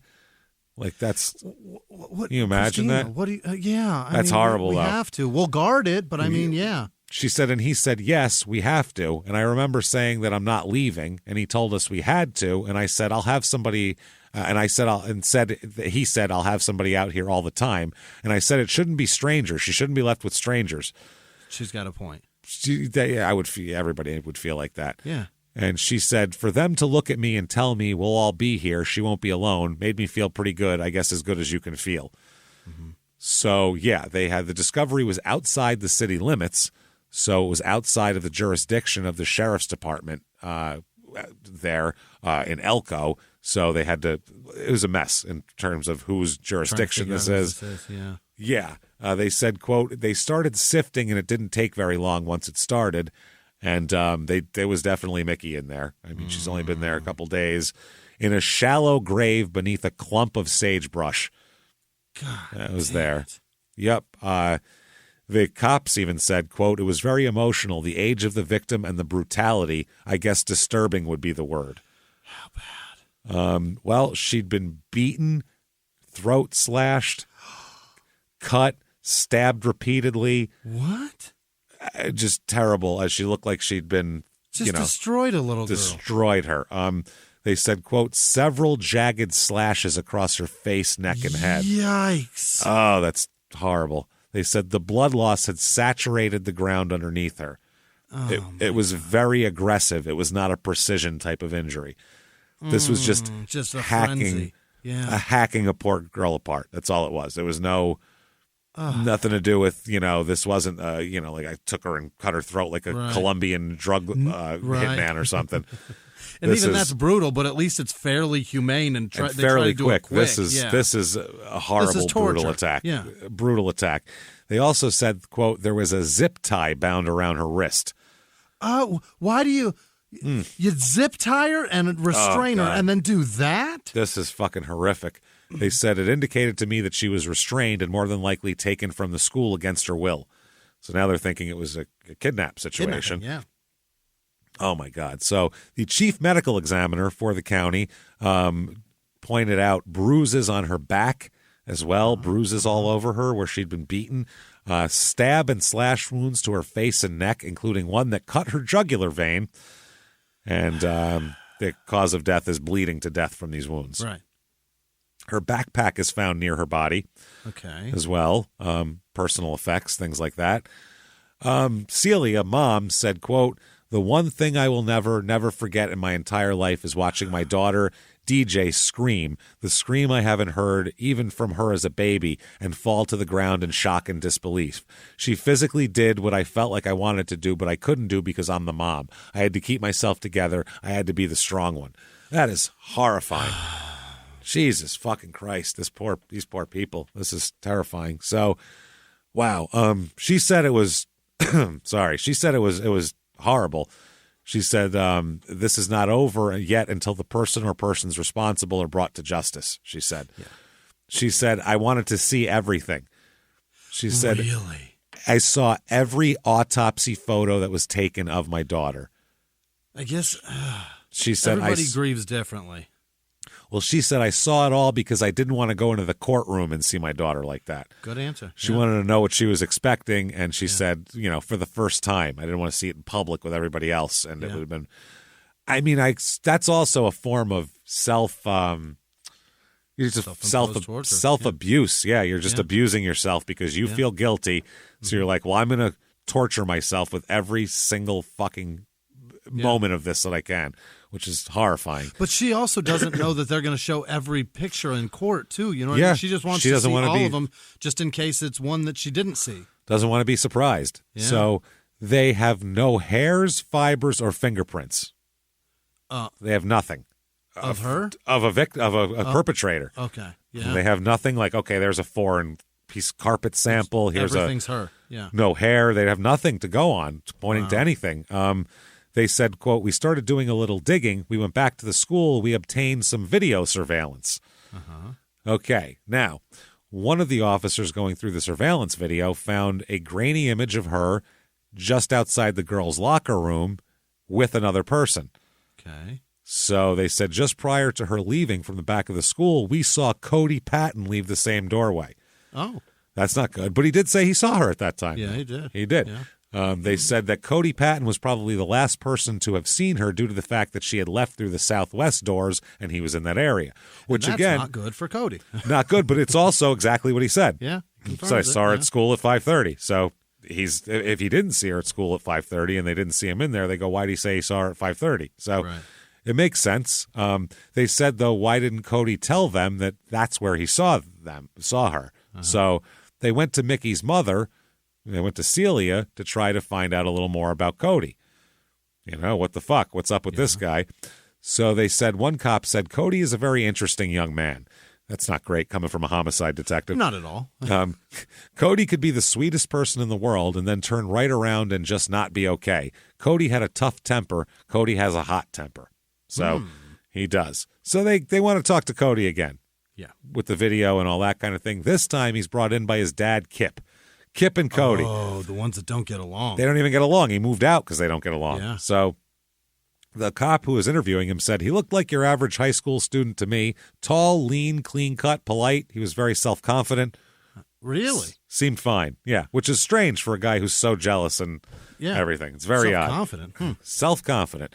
So they said that after police told him that he'd been seen on school surveillance video and that a tire track at the scene of the crime matches a tire on an SUV that he earlier had said he borrowed from a friend, they said, Cody, we got a lot to chit-chat about here, buddy. Yeah. I mean, let's gather this up here. So they ask him, this is right from the recording, right from the tape here of the interrogation. Did you sleep okay last night? And he said, no, I've slept horrible since Mickey went missing.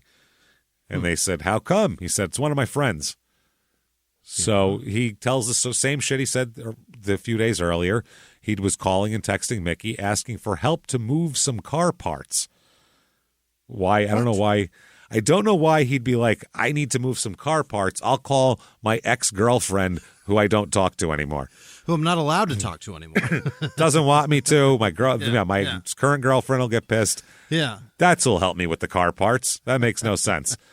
He said, and then he saw her walking toward the front door of the school, which is what he said before. And he said, this is in the tape here. And I said, okay, are you all right? And she goes, yeah, I'm fine. And I said, okay, well, no worries. Have a good one. And she said, all right, bye. And that was it. That's all.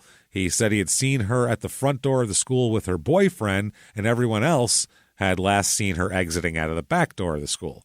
So everybody that said they saw her last said back door. He said front door with Javier. They said back door by herself. So different.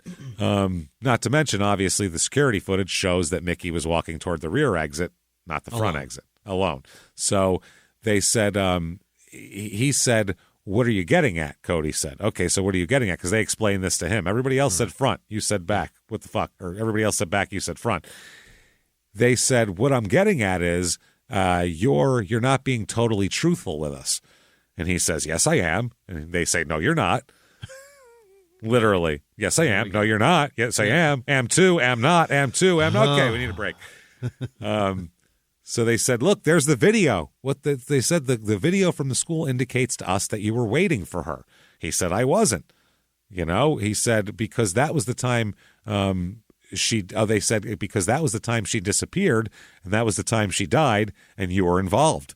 And he said, I wasn't involved in her death. Okay. Which is actually good. He's not minimizing. Right, yeah. People would say, I didn't hurt her. I didn't do anything to her. I didn't, but to actually say, Death is also a slight minimalization because he doesn't say, I didn't kill her, I didn't murder her, Right, yeah. I didn't do anything like that. But he said, I wasn't involved in her death. At least that's kind of a middle ground. So they said, the cop goes, I think you were. Matter of fact, I know you were. Oh. He said, I did not kill Michaela Costanzo. Uh-oh. That's not great. You say didn't, sir. Say didn't. He said, you're a teenager. How often do you say did not? Never. I did Unless you're not kill. lying.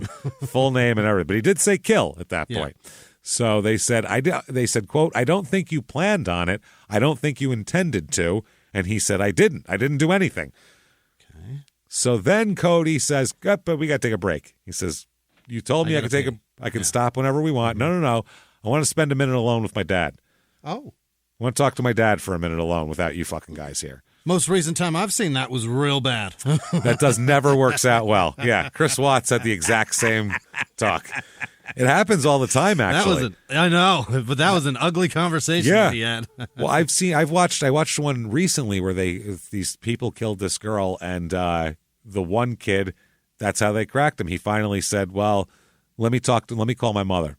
And they were like, okay. So he called his mother and said, I'm in trouble. I fucked up, blah, blah, blah, blah, blah. And then he confessed the whole thing. So, that happens. It's a good tool, too, for a cop to be like, if you want to talk, fine, great. But don't tell him we're recording this, but certainly listen in because it's so much easier to confess to somebody that you feel is going to judge you for this terrible thing based on at least I can control the narrative of how they hear it. Exactly. And also, too, a lot of the times the cops like this because a lot of the times the parents are the ones telling them to just tell the truth, just be honest. Yeah. These aren't Italian parents, obviously, right. But they're... My mother would never be like, tell the truth, be honest. She's like, okay, here's what we're going to do. You don't talk anymore. That's what we do. Everything would start out with, all right, shut your mouth, here's what we're doing. That's how any Italian parents... Shut your mouth, I'm calling the lawyer. Shut your mouth. First of all, we're calling your cousin. He's a lawyer because we all have the same thing. I have an uncle. That's who they would call. It's my godfather. We'd call him up. Literally, my godfather's a lawyer. That's who we'd call. That's how it works. And that's it. But not this kid. Not this kid, no. Yeah. So the detectives leave the room, and Kip goes in the room, closes the door behind him, and the cops said they couldn't tell exactly through the door what was going on, but the cop said it didn't sound happy, not at all. There was some swearing. Yeah, outside. They said outside the door, I didn't hear what was said, but at one point I heard some wailing from the father. I could hear him yell. It sounded to me like he was crying. That's a bad sign. Oh, no. So back in the room, a few minutes later, the detectives walk back in, and his father tells him that he needs to tell the cops everything that happened. Yeah. He says to his son, quote, be a man. Be a man. Do 40 to 60 in the state pen. Be a man. But, prison. Be a man. Yeah. But, he's saying fucking fess up to what you did. Yeah. Yeah. If it's something where like, I had an equal beef with this person and whatever, but this is a 16-year-old girl. There's no reason to be on your son's side here. There's no all. Reason to Fuck help you. shield him from anything. No. You get what you deserve on this. So he said, be a man. And Cody said, mm-hmm. Yeah. And then, so they said, you got to start fixing this now as much as you can. What you did is heinous, Cody. I don't want to abandon you at all, okay? You've got to do what's right for Michaela as well. And so then he says that he picked her up at school. Yeah. Picked her up at school, and when they started driving, Mickey insisted, this is his story, that Mickey told him that he had to break up with Tony and date her instead. Oh. Yeah, Mickey got real jealous and said, you got to break up with Tony and get back together with me. This is ridiculous, okay? Mickey's got a boyfriend. Exactly. That's why this story doesn't really fly too well. And she doesn't even like him now. Right, she's scared of him, for Christ's sake. So he said that when he refused, she got upset. Okay. He said, quote, she started yelling at me and said that it's because I'm not leaving Tony. Then she started on how she started like, this is his words, by the way, because he's trying to dig. She started like pounding on my chest and stuff. Uh-huh. Like on a TV show, like you big brute, like on his chest, Like it's the Flintstones. Yeah. he said that they were out of the car and in the desert by this point. Why'd you drive to the middle of the desert? Let's go back to that. I would be like, hold on. How did we get here? Go one thing before the other here. Yeah. But he wants to tell the gross parts first. That's fine. So we were out there, out of the car, out in the desert, and he said she hit him, and he said he pushed her back to get her off of him from punching his chest. He says, quote, she fell down and hit her head. And she just laid there and was looking up at the sky. And, like, her eyes started to turn black. She turned into Vecna? What's going on? What is happening? Her eyes started to turn black, and I didn't know what to do. I just sat there, and she started to, like, shake and seize, saying she fell over, hit her head, and started having a seizure, is his story. Okay. So he said he tried to check her pulse right away. You know, because he's actually had EMT training as well. Right. So he has. I'm serious. You're right. But there's a seizure, and now we're checking pulses. Yeah. We're checking pulses. We're going to make sure that everything's fine. We got to check the pulse rate before he can start a drip on her or whatever the fuck they're doing. I don't know. So he says then she started flopping around. So he said he got no pulse, but then she started flopping around. So yeah. Somehow, she's dead, but now she's back to life. She's dead, but very active dead person at this point. So he then said, so obviously, what do you do when someone falls, hits their head, and they're having a seizure? He went to his car to get a shovel, obviously. Oh. Because that would be my first thought. The shovel will help a lot. Uh-huh. Not let's make sure she doesn't swallow her tongue and then start the long 2-hour drive to the hospital here. He's skipping a lot of very obvious injuries that he is not even answered for. Well, he's about to give a little bit of it here. Oh, boy. So he grabbed the shovel from his car. He said, quote, I kind of just tried to hit her on the head, right here somewhere, pointing at his head. Just trying to knock her out. Uh-huh. For her own good because she's flopping around, right, obviously. Yeah. So you're trying not just to knocking her out, you're just beating the piss out of her. You're just beating the piss out of her. I just trying to just knock her out, and it hit like right here, and it hit like hit and tore it up pretty bad. That's what he said. Uh-huh. The cop said, quote, he was very tearful. We had to stop several times to allow him to gain his composure back. A couple of times he told us he was getting physically ill while he was describing the details to us.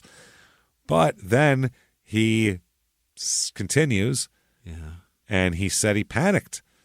He said he panicked because she wouldn't stop, and she was making sounds and noises and groaning and yelling. So he didn't know what else to do. He hit her with the shovel, which is obviously the first thing you try to do when someone needs medical attention, try to knock them out with a shovel. And when that doesn't work, he said to try to stifle the sound, he cut her throat. What? Cut her throat to, keep her quiet. So he beat her like crazy with a shovel, and in order to stop sounds, he opened her throat. He opened her throat because obviously that would stop the sounds. This is the worst story I've ever heard. This is his clean version, by the way. Yeah, like this is his. Yeah. This is his fucking non-parental advisory version. He said, quote, and then she stopped. Obviously. I believe it. Yeah. I didn't know what to do. I was going to call my dad, but I knew he would freak out. I don't know. You could have called the ambulance when she started fucking convulsing. So I put her in the little grave thing I dug by the big bush, and I covered her up, and I took the clothes over to the gravel pit area and burned them. Okay. The cop said he stated he was alone with her. He never implicated anybody else, even being present or being aware of it. It's just him out there doing it on his own. He did this all on his own based on she was smacking his chest and telling him that she wanted to get back together, so he did this. After he drove her to the desert to argue about it for some reason, which is the place she wanted to argue. So it's the least culpable, believable story I've ever heard. Police then find out that Cody's been seeing another woman.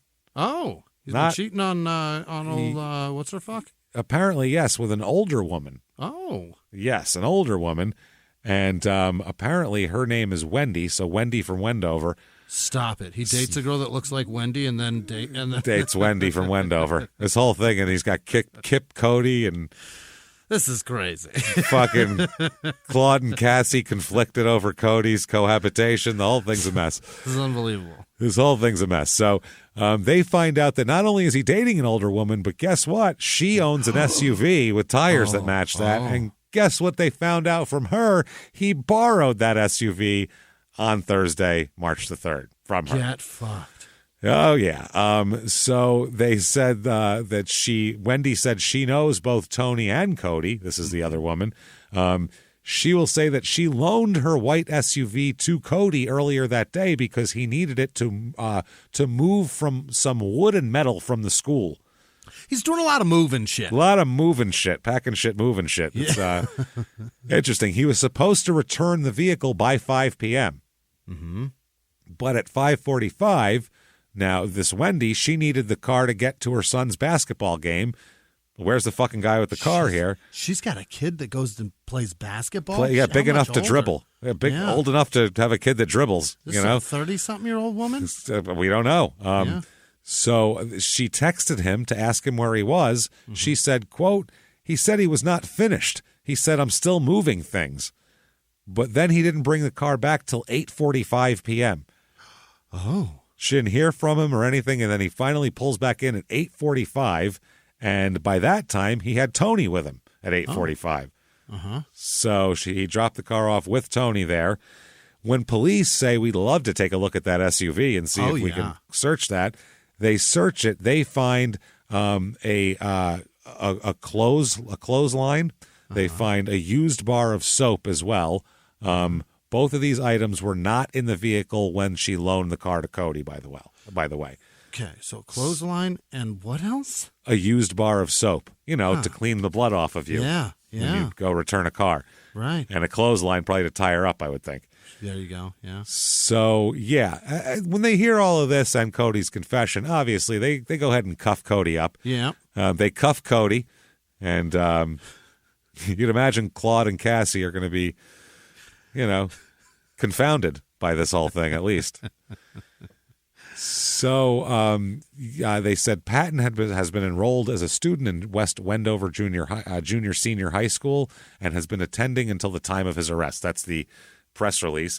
Charges include kidnapping, murder, conspiracy to commit murder and or kidnapping, murder committed during the perpetration of a kidnapping with the use of a deadly weapon, destroying evidence, and attempted willful destruction of evidence. That is a bunch of bad charges. Very bad charges. Not good. Now, Celia, Mickey's mom, couldn't believe it. Really? She wouldn't believe it was him at first. Really? She's like, no. She said, quote, I was completely shocked. It's not the person that I knew. And my husband was there when I said, Cody didn't do this. He would never hurt her. And he says, babe, he did it. Yeah. He confessed. They have evidence. He said so. Yeah, and then I said, then somebody made him do it. And I said that every single day since then. Somebody made him do it. She's like, that's not the Cody I know. He said she would never hurt her. He would never hurt her. I don't understand why he ended up confessing to it. I'm still like, there's something more to this story. She doesn't get it. So at the funeral, they have to rent a 1,000-seat concert hall to make room for her funeral. 1,000 seats? There's only 4,000 people in this town. Yeah, they all want to go. Everybody wants to go. They said that she was like the town's daughter. Everybody thought of her as at this point because she died. They said the entire town suffered as if the town was her parent. Jeez. Now, the big question is, why the fuck did he do this? What the fuck, Cody? What the fuck, Cody? Now, we've had Codys on Crime and Sports where we're like, Cody, you asshole. Shut up, Cody. Shut up, Cody. That's where we're at right now with this Cody. They said, why the fuck would... None of this makes sense. They're like, in his confession, why would Mickey demand he dump his fiancée when she's happy with her boyfriend? Right. None of this makes any sense. And her mom said, too, she wouldn't have done that. She just wouldn't have done that. She had her own steady boyfriend. And she said, her sister said this, too, out of respect for Tony, she'd been going out of her way to avoid going near Cody because she didn't want to get yelled at, just not into the drama. Yeah. Her mother said she never liked confrontation. She did not like drama. She hated drama. If it was going to cause an issue, she would just stay away. Mm-hmm. Now, where's Tony in all this? She's standing by her man. Of course she is. She's sending him love letters in prison, promising to be faithful and true. I'll wait for you? I'll wait for you. Yeah. Oh, my. I'll be faithful and true. She'd drive 4 hours to visit him in jail. This is very, very questionable and psychotic. That's crazy. They talked on the phone. Here's one of their phone calls, by the way. Oh, yeah. Tony said, not to see you every day and talk to you, like things to think and everything, hold you in my arms or anything. It's just hard. And Cody says, because he's a romantic, he says, quote, yeah, I know. Because he's a cowboy poet. He said, I know it's hard for me too. Really is. Yeah. What's up, bro? Cody. How much you bench? He then asked her how much she's benching nowadays. Not a lot of thoughts in that head. Not a lot of thoughts, it seems like, yeah. Tony's parents visited Cody as well to provide support. Her parent said, quote, I said, I don't understand this. Why? Why did you do this? Why did this happen? And he just said, I don't know. I can't tell you anything. I don't know. What? Now, Cody's lawyers at this point is telling him to shut the fuck up about talking about it with anybody. Yeah. Because the lawyer said, quote, because the chances of him getting the death penalty are quite high. Oh, yeah. Oh, yeah. He said, I think they're very high. It was the identity of the victim. It was the brutality of the killing. It was the poignancy of some of the photographs in the case. They would just break your heart. Yeah, it's the whole fucking thing. He killed the worst person to kill if you don't want the death penalty. So they said, not to mention his confession, which would fuck his defense completely. Yeah. They said, I think he really regretted doing that because the confession early on was the strongest piece of evidence against him. What Cody had in mind when he told him that he was involved in the killing or that he did the killing, God only knows. What the fuck? Why the fuck would he say that? Because his dad told him to. Yeah, right. So they said his lawyer said the more he studied the confession, the more he came to believe that there's something just doesn't add up, his lawyer said. Yeah. Not telling the whole truth. So he hired an investigator to do some further digging, a former Secret Service agent named Bill Savage. And he asked him, find out about all this shit. I want your murder investigation. Right. What the fuck happened? So they said, quote, some of the details that Mr. Patton reported, Cody, didn't quite pass the sniff test to me. They said Mickey's wounds, for example, were so severe, so brutal, they certainly didn't seem to be the result of an accident like he'd claimed or from a shovel of all things. They said, quote, horrible slicing disfigurement to Mickey's face. Yeah, that doesn't happen from a beating with a shovel. Fuck, that somebody wanted to say you're not so fucking pretty now, Right. are you? Yeah, that's just horrible. Just taking away one of her assets. Fuck my life. What a piece of shit. So they asked Tony. Maybe Tony knows. Yeah. The lawyer spoke to Tony here. Really? Cody's lawyer spoke to Tony, and they said, did she have any idea? And he said, absolutely not. No idea.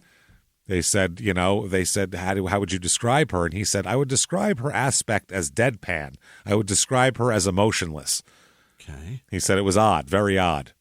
So Mickey's sister DJ also remembered that after this all happened, the murder and everything, she said Tony just seemed to shut down. She said she refused to look at me, refused. I understand that you're not going to be very social because it's your, significant and they're doing this, but she wouldn't talk to certain people anymore, but she normally would. I wouldn't, if I was sticking with him, I probably wouldn't go be trying to be social with the dead girl's sister either, knowing my fiance murdered her. I would think she probably doesn't want to talk to me. I'll go the other direction.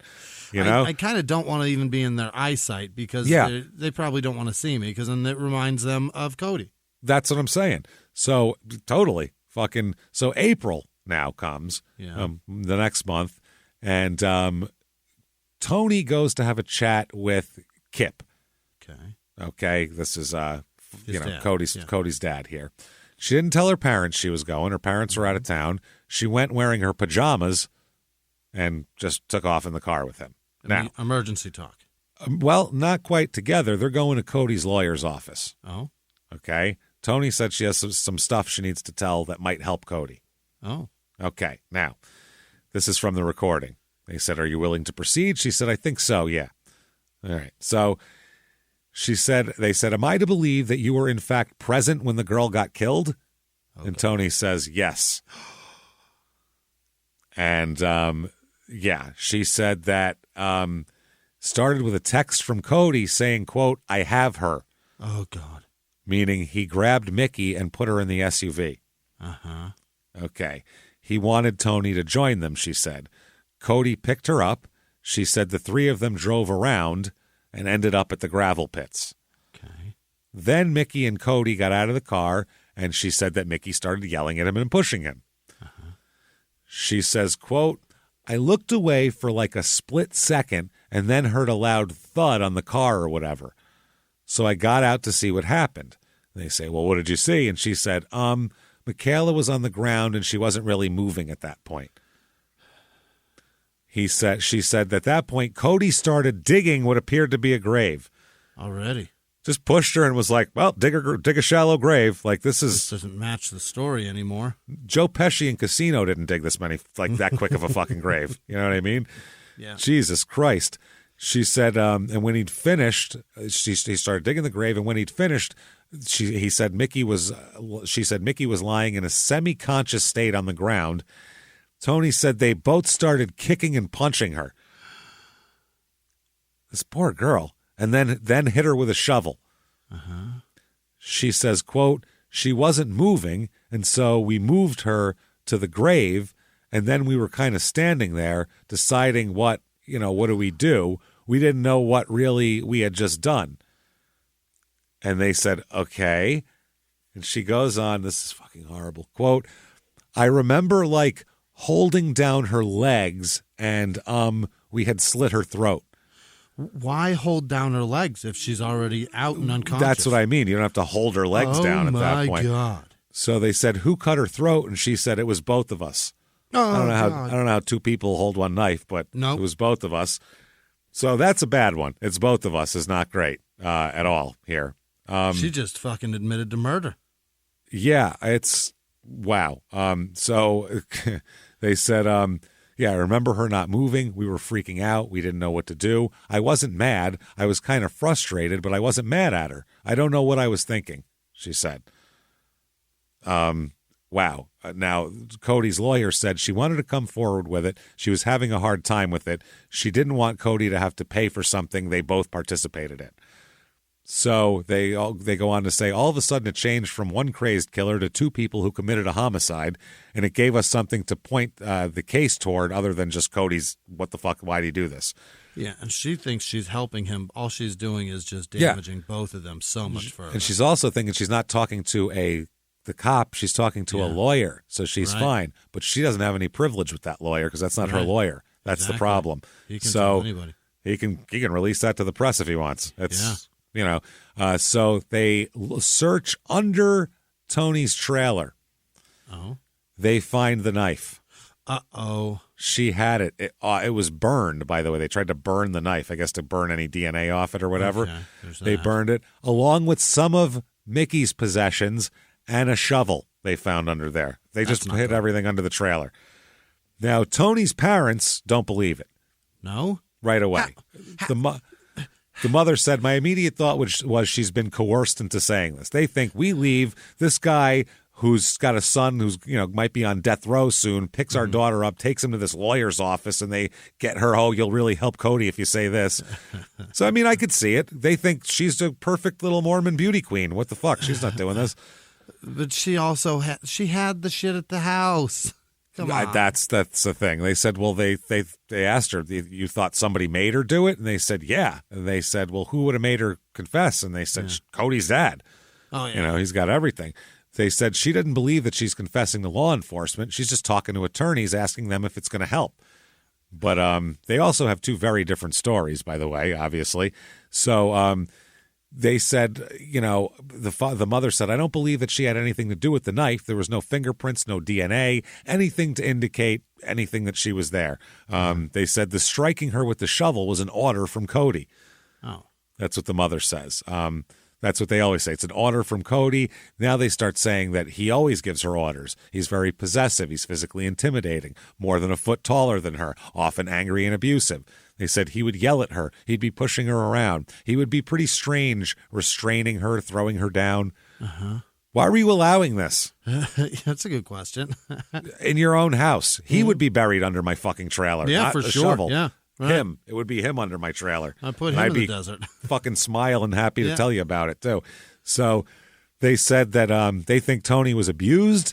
They said, quote, she was living in fear of what she thought the repercussions would be if she brought it out. So fearing that Tony would kill her too, Tony's parents said that their daughter had no choice but to cooperate with Cody. Okay. They said so her participation, as people say, in what happened that night was strictly out of fear, controlling manipulation, and orders by the one she had already been suffering abuse from for 2 or 3 years. Cody. So they said, the mother was asked, she participated, though. And the mother said, participated under extreme orders. Yeah, direct. She was afraid that she would be the one lying next to Mikhail if she didn't follow his orders that evening. And they asked the attorney about that took the statement from her. Yeah. And he says, baloney. There's nothing in their relationship ever that would indicate she was ever abused by Cody. I don't know. There's a videotape of her lifting her off, unless they were practicing to reenact the 1998 Hell in a Cell match between The Undertaker and Mick Foley. I feel like probably. Well, here's the thing, James. She really was into Cirque du Soleil, and he was just giving her some extra training today. Lessons in choke slamming? Yeah. That helps. Just wanted to feel less gravity. Holy shit. So Tony's mom says that then this is later on, she'll say this, because they talk about how when he picked Tony up that night, Cody picked Tony up, he already had Mickey in the truck for about 90 minutes probably. An hour and a half in the car. Hour and a half. Wow. Yeah. They said when Cody picked up Tony, she had no idea what was going to happen, and she said, quote, she did not believe that she would ever see her family again, talking about Tony. This is Tony's mom. She knew her life was in danger. She knew Cody very well. We all knew Cody very well. She knew Cody, and she knew the frame of mind he was in that night. And she knew as soon as she got in the car, she told me, Mom, I knew I wasn't coming home. Calling all dog owners. Your furry friend deserves top-notch nourishment, and Ollie delivers the clean, fresh nutrition your dog needs in 5 flavors they'll absolutely flip over. Ollie is made in U.S. kitchens with ingredients carefully sourced from trusted growers and producers around the world, with absolutely no harmful fillers or preservatives. With protein-first recipes like fresh beef with sweet potatoes, fresh turkey with blueberries, or fresh lamb with cranberries, you might start thinking, dang, my dog eats better than I do. And that's probably true when it comes to Ollie. Give your pup a fresh start this new year by letting them taste test a personalized meal plan with Ollie. Head to ollie.com/Wondery. Tell them all about your dog and use code WONDERY to get 60% off your first box of meals when you subscribe today. Plus, they offer a clean bowl guarantee on the first box. So if you're not completely satisfied, you'll get your money back. That's OLLIE.com/Wondery and enter code WONDERY to get 60% off your first box. Start your dog's new year off right with Ollie. Start your dog's new year off right with Ollie. Creating really great retail experiences is tough, especially with multiple stores, teams of staff, fulfillment centers, separate workflows. It's a lot. But with Shopify Point of Sale, you can do it all without complexity. And let's face it, acquiring new customers is expensive.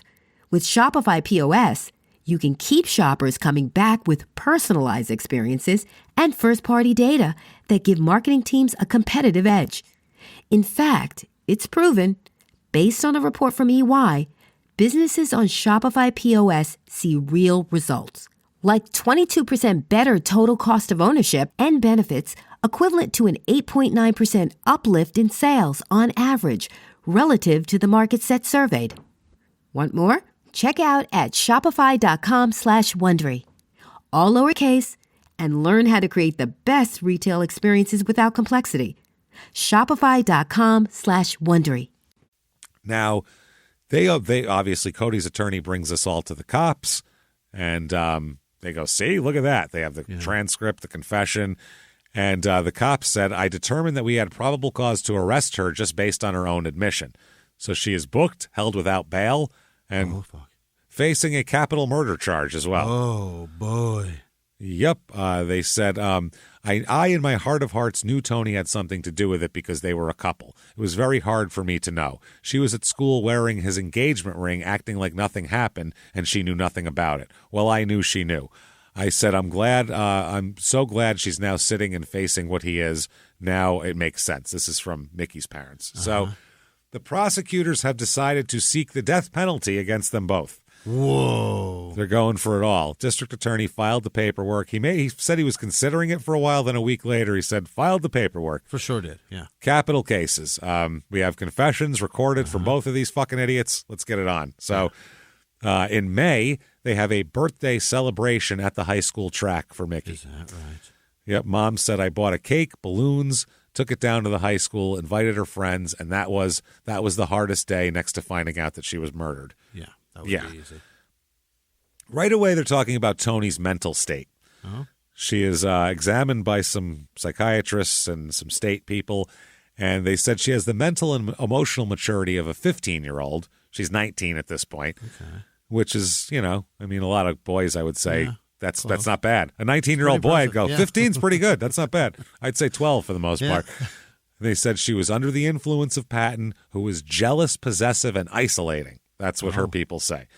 They also found a diary that she's been keeping. Oh, boy. Oh, boy. She's been keeping a diary. She gave it to Cody's parents, who then turned everything over to the defense investigator, and that's how they got her in here. They said, in my opinion, there was some valuable information in there in regards to Tony's personality and her feelings. That's the investigator. She poured out everything into this shit. But she said, quote, 1, Cody will leave me for someone else or cheat on me, she put in one entry. Then she said, Cody and I won't last forever. We won't get married, in another one. She also wrote of being scared of her relationship, that it wouldn't work out with Cody, and if so, there was no point in living, she said. Oh. Which sounds like just teenage diary shit. It's certainly dramatic. It's dramatics, yeah. But it's also could be cry for help, too. Yeah. But also could be just with teenagers, right? I'm very angry today, so angry that I'm trying to overdose. After I got off the phone with Cody, I went and took 4 aspirins. Listen, okay. I never want to laugh at a suicide attempt, but that's not an attempted overdose. No. That's just my head hurts real bad. Or I'm planning on giving myself a terrible stomach ache. That's it, one or the other, because a lot of times my neck's all fucked up. It takes 4 Advil to fix it. So 4 aspirin is definitely not a suicide attempt, I would say. But that's what it said in her diary. She was afraid of losing him to Mickey. It said a lot in the diary. Mm-hmm. She said in one, we might as well break up so he can get back together, by the way, with a 2. With a 2, yeah. Because she's a teenager. So he can get back together with her. He will be much happier and can see her a lot more than he will ever see me. They are perfect for each other. How? You live together. Right? He says, then she says, they would be so happy together if I didn't steal him away. I know in my heart he really doesn't love me. Oh, my.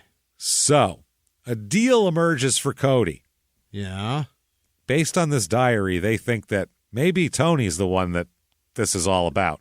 Yeah. She wants to get rid of Mickey is what they're thinking. So they said, okay, here's a deal, Cody. You plead guilty to first-degree murder. You get life in prison, but with the possibility of parole.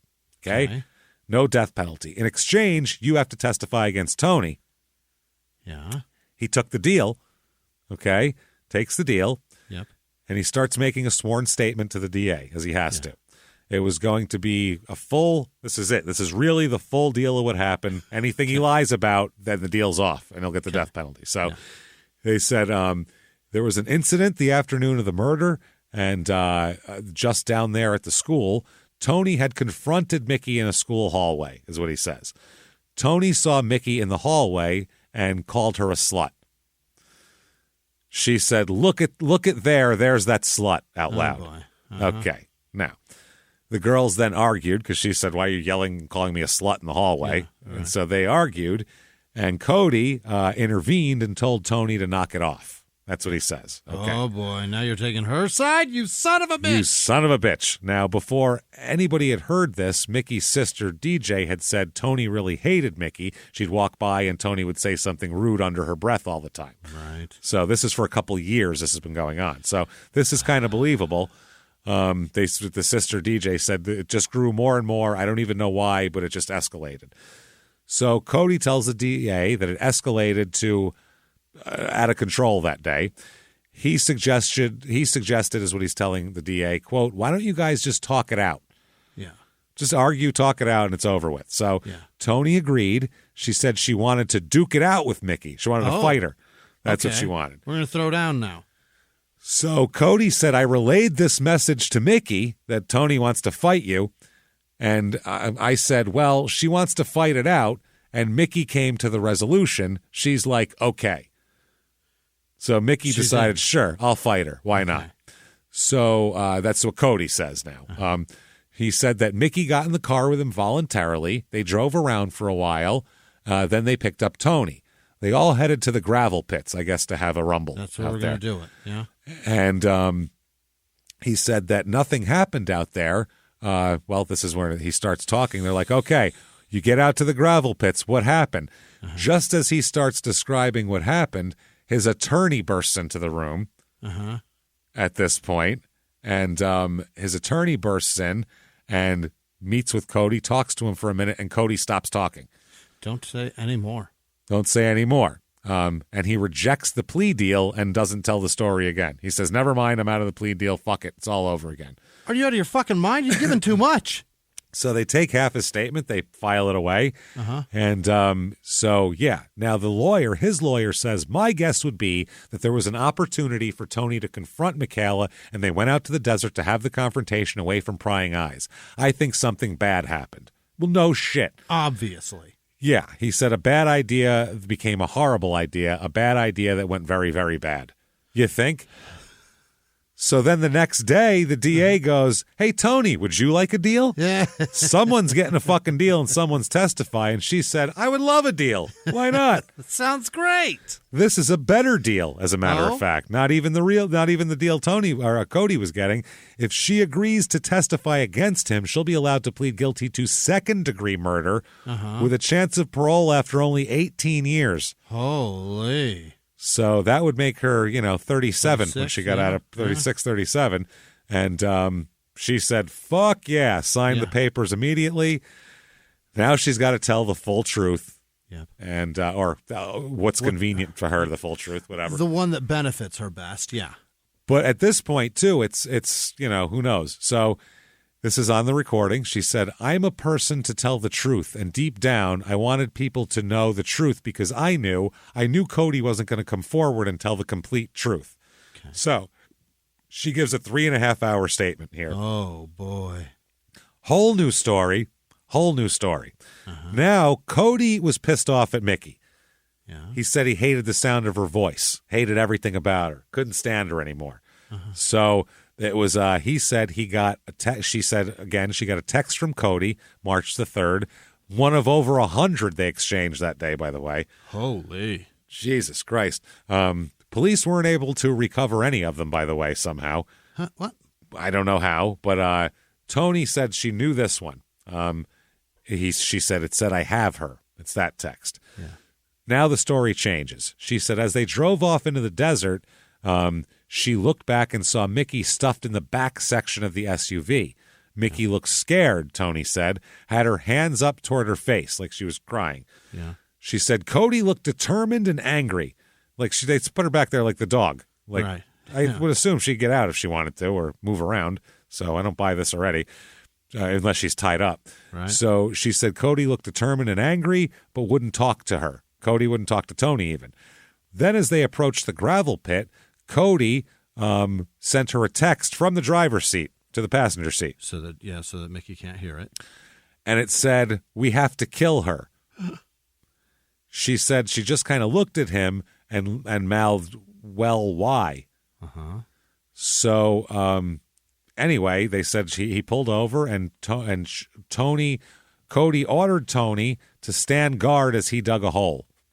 Be the lookout. Then he took Mickey out from the car and pushed her to the ground and demanded that Tony hit her. She said, quote, all I remember is him pulling her hair back and I went up and I had kneed her in the face. Jesus. Fuck. Tony claims she was an unwilling participant and said she backed off while Cody started punching and kicking Mickey. And then he issued an order. She said, quote, I remember looking up at Cody and him telling me, hit her with the shovel, hit her with the shovel. And so I hit her on the back with the shovel, the back of the shoulder with the shovel. Okay. She said Cody took the shovel back and whacked Mickey in the head. And then in the hole that he dug, Cody got on top of her. Quote, and then I remember going up and holding her legs down so she'd stop kicking. And then all of a sudden her legs went completely still and she wasn't moving, and that freaked me out. So I backed off and jumped up and walked off a little bit. Now, she said she claims she helped cut her throat now. Right. Now, the last story, now she says Cody used the knife alone while she was wandering around the desert after this. Yeah. On a walkabout. Yeah, quote, she had looked up at she said then she saw Mickey in the hole look up at Cody and ask, quote, am I still here? Am I still alive? Oh, Jesus. She was very aware of what was happening to her. Yeah. She then said, after all was done, throat cutting and everything, she said Cody ordered her to get in the car. And she said that she was sitting by herself. She heard, the last gasps here of Mickey, and she said that Cody buried Mickey by himself. Once in the car, she said they drove back into town, went to McDonald's for a drink, and then they cruised across the state line into Utah, pulled off into the desert, and burned Mickey's clothes and belongings, the ones that they didn't bury. Yeah. Why do they strip her? Yeah, what That's what I'm saying. Stripping her and slicing her face. Yeah. That's I want to stick it to you. I want to embarrass you. Yeah. I'll show you. You're not so fucking pretty. I want you to have nothing. That's all what that is. To me, that's what that is anyway. Stripping everything from her. So they said, you can't tell me to this day what happened. And she said no. They said, he never told you that? And she said no. So they do a reenactment to see if this is plausible. Okay. They suggest that 55 minutes was enough time, but just barely to do all this shit, because in the timeline, that's how it works. Following Tony's version of events in the police report, the newspaper timed the drive involved. The time from West Wendover to the Nevada gravel pit took approximately 10 minutes. The drive back through Wendover to the Utah gravel pit took 15 minutes, and the drive back from the Utah gravel pit, where they burned her shit, to the Fratto house, another 15 minutes. With the drive time subtracted, the couple, if Tony's account is true, had about 20 minutes to commit the murder, destroy the evidence across town, then return home to clean up before Tony was seen again with her parents, and he was seen by Wendy with no blood on him. And that's hauling ass.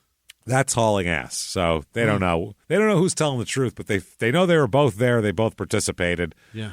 And this poor girl has her throat slashed, and she's been beaten, cut, stabbed, bruised, buried alive. alive. They're at all these locations for sure. Yeah, it's fucking gross. So Tony pleads guilty to second-degree murder with a deadly weapon.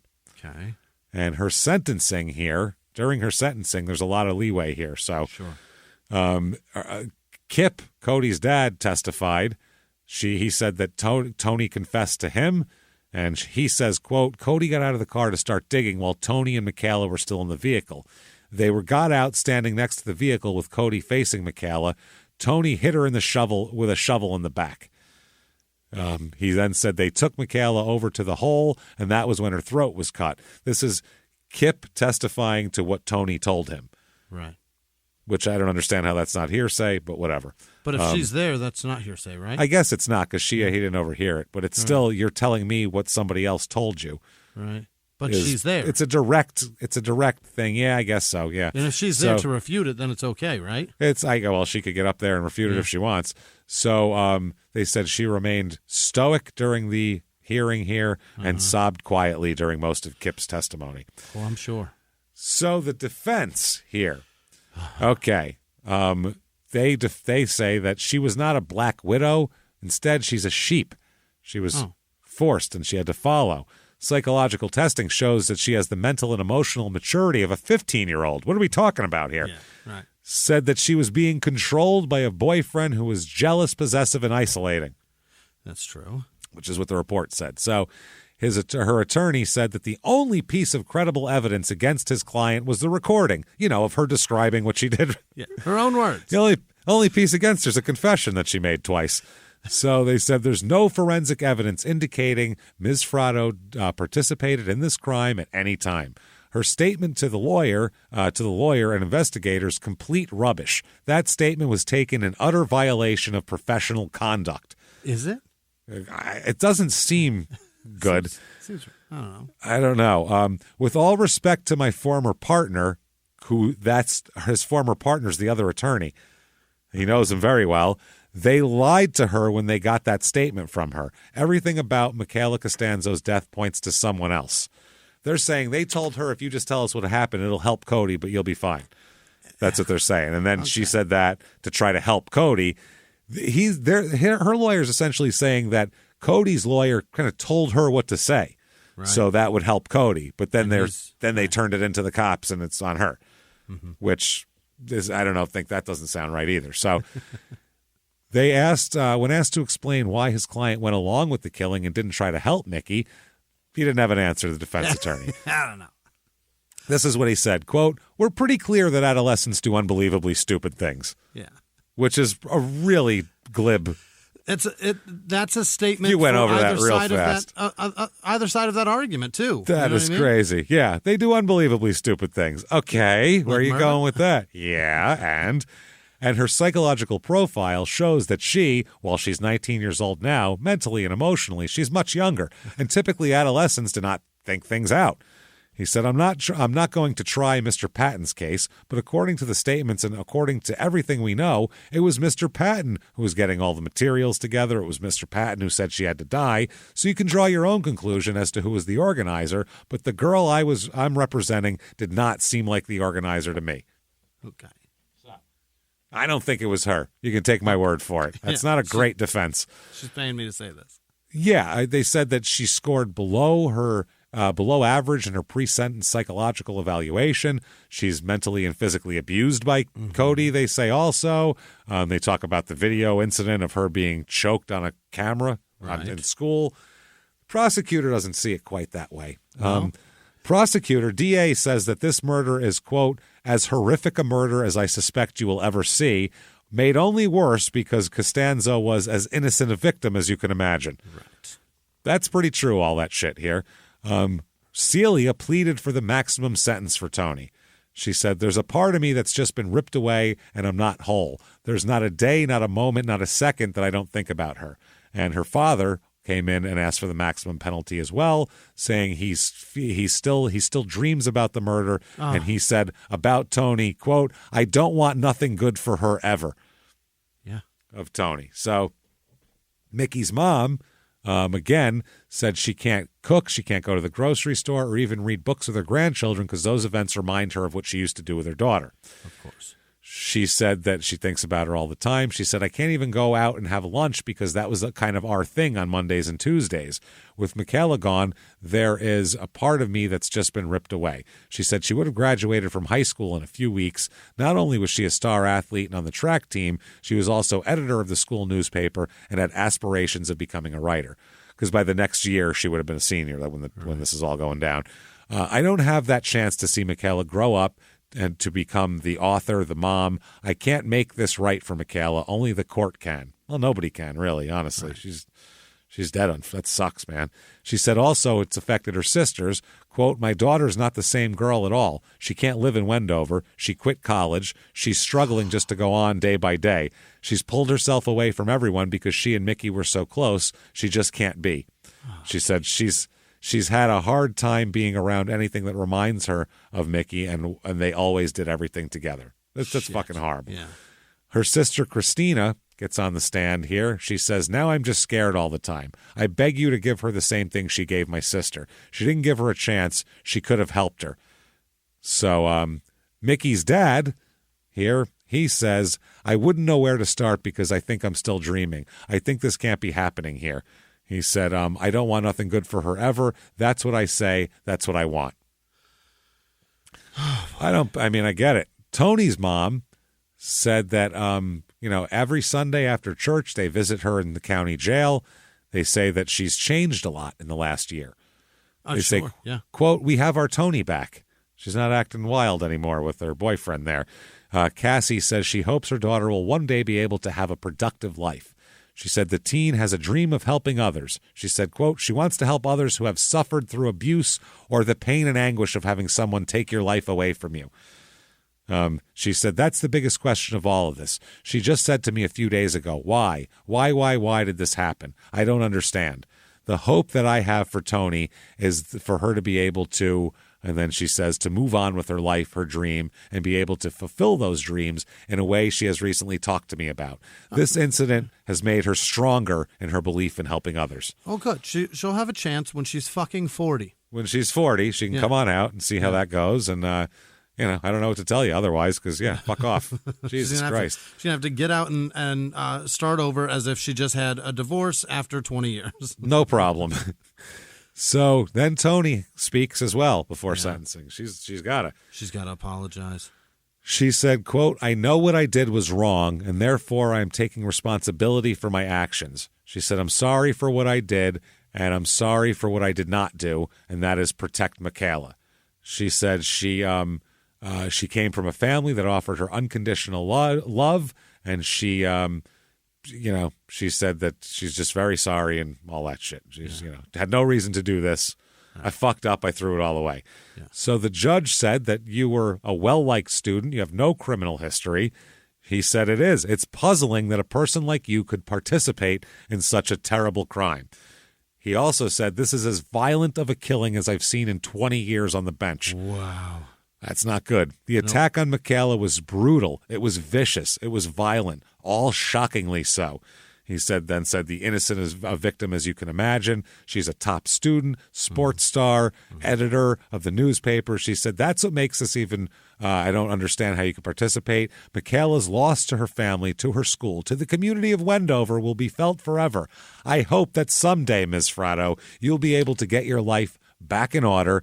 You have to live with this forever. She suffered during the attack. It took a long time for her to die. Horrible suffering. Mm-hmm. You, young lady, may fuck off, and she gets sentenced to, it's life, but with parole, sentenced to life behind bars. It's it's a minimum of 10 years for the second-degree murder, but then an additional 8 to 10 years for the use of a deadly weapon and commission of a crime. So she must serve at least 18 years to get the parole for both. But it could be longer. Yeah, she'd have to get paroled after 10 for the first one to start the 8 to 10 on the other one, yes? Exactly. Right. Yes, it's consecutive. Yeah.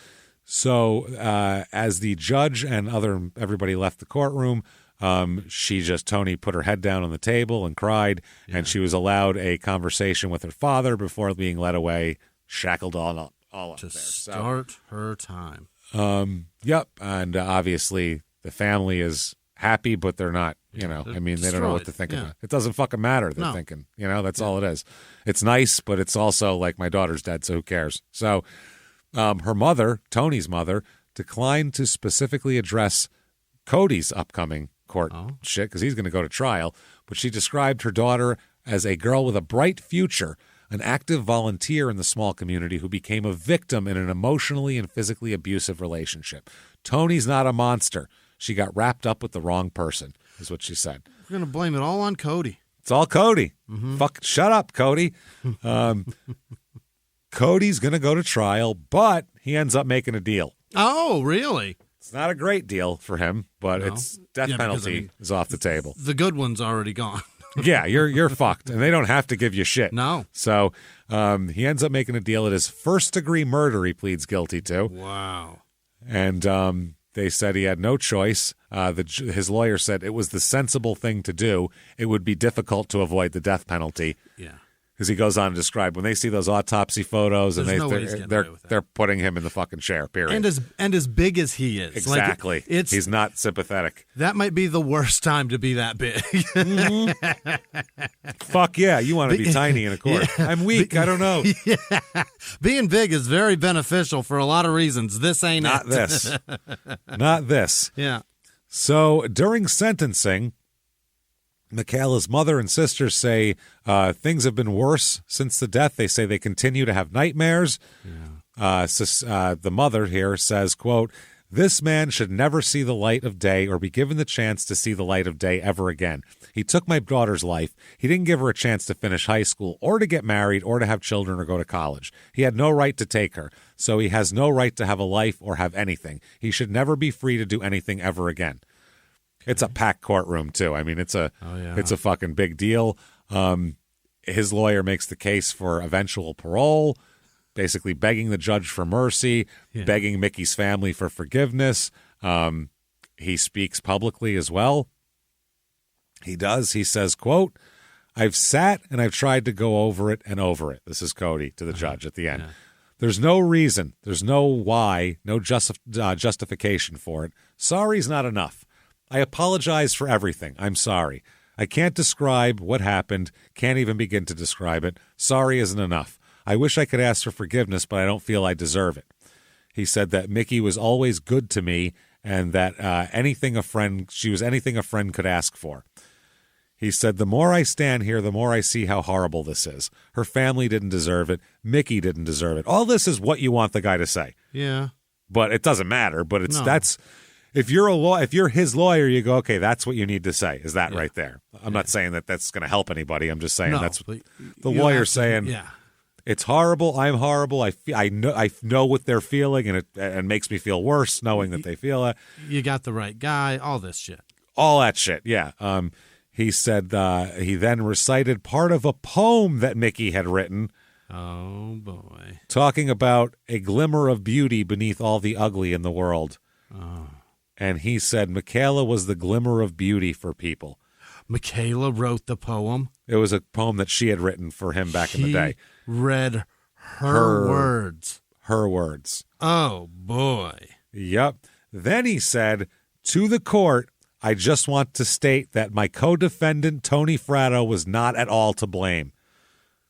Okay. That's what he says at his sentencing, which is weird because and he has no reason to say that. She's already been sentenced. So he must really believe that.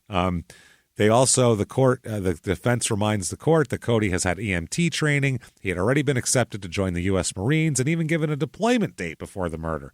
What? His attorney, Why would you do this? You have no reason to. You're going to get away from all of this. All of this so soon. Idiot. So soon.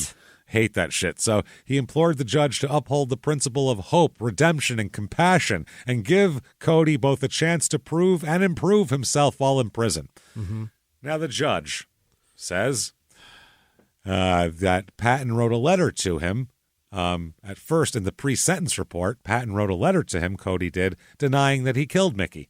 What? Now he's out here saying he killed her, and he's so sorry and so sad. He said he laid the blame solely on Fratto, saying that she slit Mickey's throat. And the judge says, quote, your blood runs cold, Mr. Patton. Oh, no. Uh-oh. This is the best. There shall be no possibility of parole. You, sir, may fuck off life without. He hit him with a cowboy slam poem.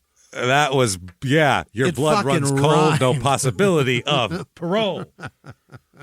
All this while on a horse that was trying to buck him off. That's the impressive part. That shows what an Old West judge does that no other judges do. That's impressive. Bushwhacking ass judge. That's right. So they're in separate prisons. Yeah. Cody is in one side of the state. Tony's on the other side of the state. Oh, nowhere near it. each other. Like I said, Tony has a chance for parole, but Cody's going to die in prison unless that's not he good. gets an appeals miracle of some kind. It's over for you, bud. Tony did an interview with Anderson Cooper. What? Yeah. She was asked why she hit Mickey with the shovel, and she said Cody told her to. He said, just do it. It's okay. Just do it. She said she was terrified, didn't know what to do, blah, blah, blah. Obviously, Celia, Mickey's mom, said she doesn't understand the motives either. And she still thinks that Tony's holding back information. I do too. So I do too. I don't think we've heard the whole story. No. She said she's got to know why she participated. You cannot do something so horrendous and not know why you can't. Yeah, and especially something like this. This is very jealous lover fucking murder kind of behavior. They had a knife. They had a shovel. It Yeah. wasn't like he just had this shit in the back of his car because he had to put this shit in the back of someone else's car because he borrowed He had this to car. borrow So this car. Right. this is, he borrowed the car specifically for this. This is certainly predetermined. We just, or premeditated. We just don't know, was Tony in on the planning, or did he plan it all and then grab her and take her in on it, or did they plan this together, which Or is did much he- grosser. Right. Did he do this, plan this to prove his love to her and then bring her along to show her? Or was this, you better do something about this because I'm tired of seeing you two together? Exactly. Or did they do this together? They gas each other up to, and fuck it, we'll get rid of her. She also did an interview for Dateline. And by the way, a lot of good facts came out of the Dateline show that they did on this. They did some good work on that. So in an interview with Dateline from jail, she said, this is Tony, and they asked her, there are people who say you were very jealous and that you manipulated him into committing murder.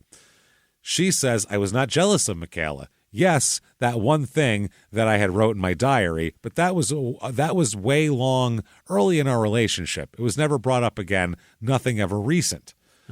He said, did you ever tell him to get rid of her? She said, no, I did not. They said, get rid of her or you lose me? And she said, no. Didn't say it's her or it's me. She said, no. Didn't give him that choice? Absolutely not. No. I don't know about that.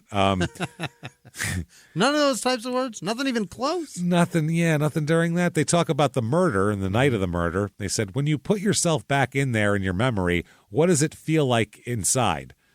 And she says, my heart just sinks. And, to be honest, it's like it takes my breath away. It's like it's hard to breathe and everything. What? It's like hard to breathe and stuff. You know what I'm saying? Does she mean Mickey or herself? It's like totally hard to breathe and stuff. And, idiot. That's not, she just doesn't want to explain because what the feeling is going to sound so cold. And she's like 26 in this interview. Yeah. So she sounds like a fucking 17-year-old still. Very much so. She said it's hard to breathe and everything. It's not something, you want to sit there and talk about. Oh, that's what you mean. Yeah, clearly. They said, well, there's differing stories, so that's why I have to ask these questions. They said, and you hit her with a shovel? And she nods and says, yes. They say, why? She says, because I was told to. I did not want to do anything to her and everything. She just says and everything at the end. I didn't want to do anything to her and everything. Yeah. That must be something going around the jail that they all say and everything. It may just be a tick that she has. 'Cause I got a friend that says Possibly. sit there and he says it all the time. It's just, what? What are you saying? I'm gonna sit I don't there know and why. go shopping. What? Who knows? You can't do both of those things. And what? She goes on to say, he kept telling me over and over again, just do it. I was like, you work for Nike, motherfucker, or are we killing a girl? What's happening? She said, it's okay to just do it, is what Cody told her. And then I just remember him putting her down and standing over her, and him standing over her. And they said she was struggling, trying to get free, and she said, right. They said, then you backed off? She said, yes, I don't know what he was doing up toward the top of her body. I could not see because he was standing in the way. And she said that she did not help Cody with the slashing and the stabbing. They said, and you didn't hold the knife and you didn't cut her. And she said, correct. And they said, so it reduced your culpability. Got you, not life without. Right. She said, you can say that, yeah. Yeah. That details a lot. She said, I'm not trying to diminish my actions or anything of what I did, but I won't take responsibility for something I did not do. Okay. That's, yeah. That's fair, but I think you did do something. Yeah. As she said, frequently, they said as Tony has distanced herself from the crime, she looked through at her mother through this interview because her mother's there. And she said, quote, I was too much in fear. I was scared. I was terrified. She said she was an abused woman. He was afraid he'd kill her too. She said, quote, when you're going through a type of abusive relationship, you don't always fight back with your abuser. To be honest, after finding everything out that I know now, I believe I was next. And they said, why would he kill you? Right. And she said, because I was a witness and I was there with Michaela. Now she made it sound like her and Michaela came together. Right. They only killed one of her, and then she told. You were part of the fucking hit squad, is what we're saying. That's different. She's putting herself on the other team. That's what I mean. That is a real smooth, slick little fucking thing. Yeah. You hear that? What she just did right there? It's like Charles Barkley at the end of the game going and grabbing a Bulls jersey and being like, "Can I get a ring too?" Yeah, at the end of the 92-93 season. But that was really manipulative. That truly, yeah. I was there with her. I was a witness. Think about that little statement. So they said, "So why is she dead?" She said, "Well, you'd have to ask Cody." She said, quote, "I don't know his motive. I don't know. If I knew, I'd be more willing to, come out and say why, so it would make sense to people." They said, "So is he just a lunatic or what? Is that what you're saying? He's just a bloodthirsty psychopath and just couldn't help but just slay teenagers left and right." She said, "I mean, I don't know. I don't have an answer for that." You've dated this man for several years. Several years. You know Lived what he with him. is. You were going to get married. They said, and when he says he doesn't know why, do you believe him? And Tony says, "No, he's got to know why. There's a reason why he did this." So we don't know. They said, "Well, anything you could say?" And she said, "I don't know. I know sorry's not enough. If I could go back, I would, and protect her and make sure that this wouldn't happen and everything. And everything. I would go back and protect her and make sure this didn't happen and everything." Oh, God. And everything is her throat being slit, her face being cut, and being buried, probably partially alive. She said that, she would still be here today. Yeah. Which is dying for and everything. Yeah. For me to call her a slut and everything. That, she'd still be here today and everything. That way I could still call her a slut and stuff because we live in the same fucking place and everything. Oh, God, she sucks so much. She really does suck bad, dude. She really does suck. So, April 2021, she has her first parole hearing. Mm-hmm. And, if she's granted parole on this murder charge, she wouldn't be released from prison. She'd rather start serving the second sentence at that point. So they're consecutive. She does her whole parole hearing. She says she's a changed woman. Yeah. She was in a terrible spot. She's an abused woman. Should never happen again. She's better super man. Nice. She's a better man now. She just wants to get out there and have a big Mormon wedding and, all that stuff. And they say, "Denied." Fuck off. Serve at least another year. Yeah, that's right. Fuck off, Pippi life without. Go ahead. So she is denied parole. Yeah, Cody has not been up for parole at all. Because he's not going to, right? Because he's not going to. He's life without. Now, Mickey here, her burial spot here, they say that this is peaceful anyway. It's really nice. I'll read right from this article. Up in the high desert mountains outside Wendover is a ranch with a small family cemetery. Their family has a ranch, I guess, with a small...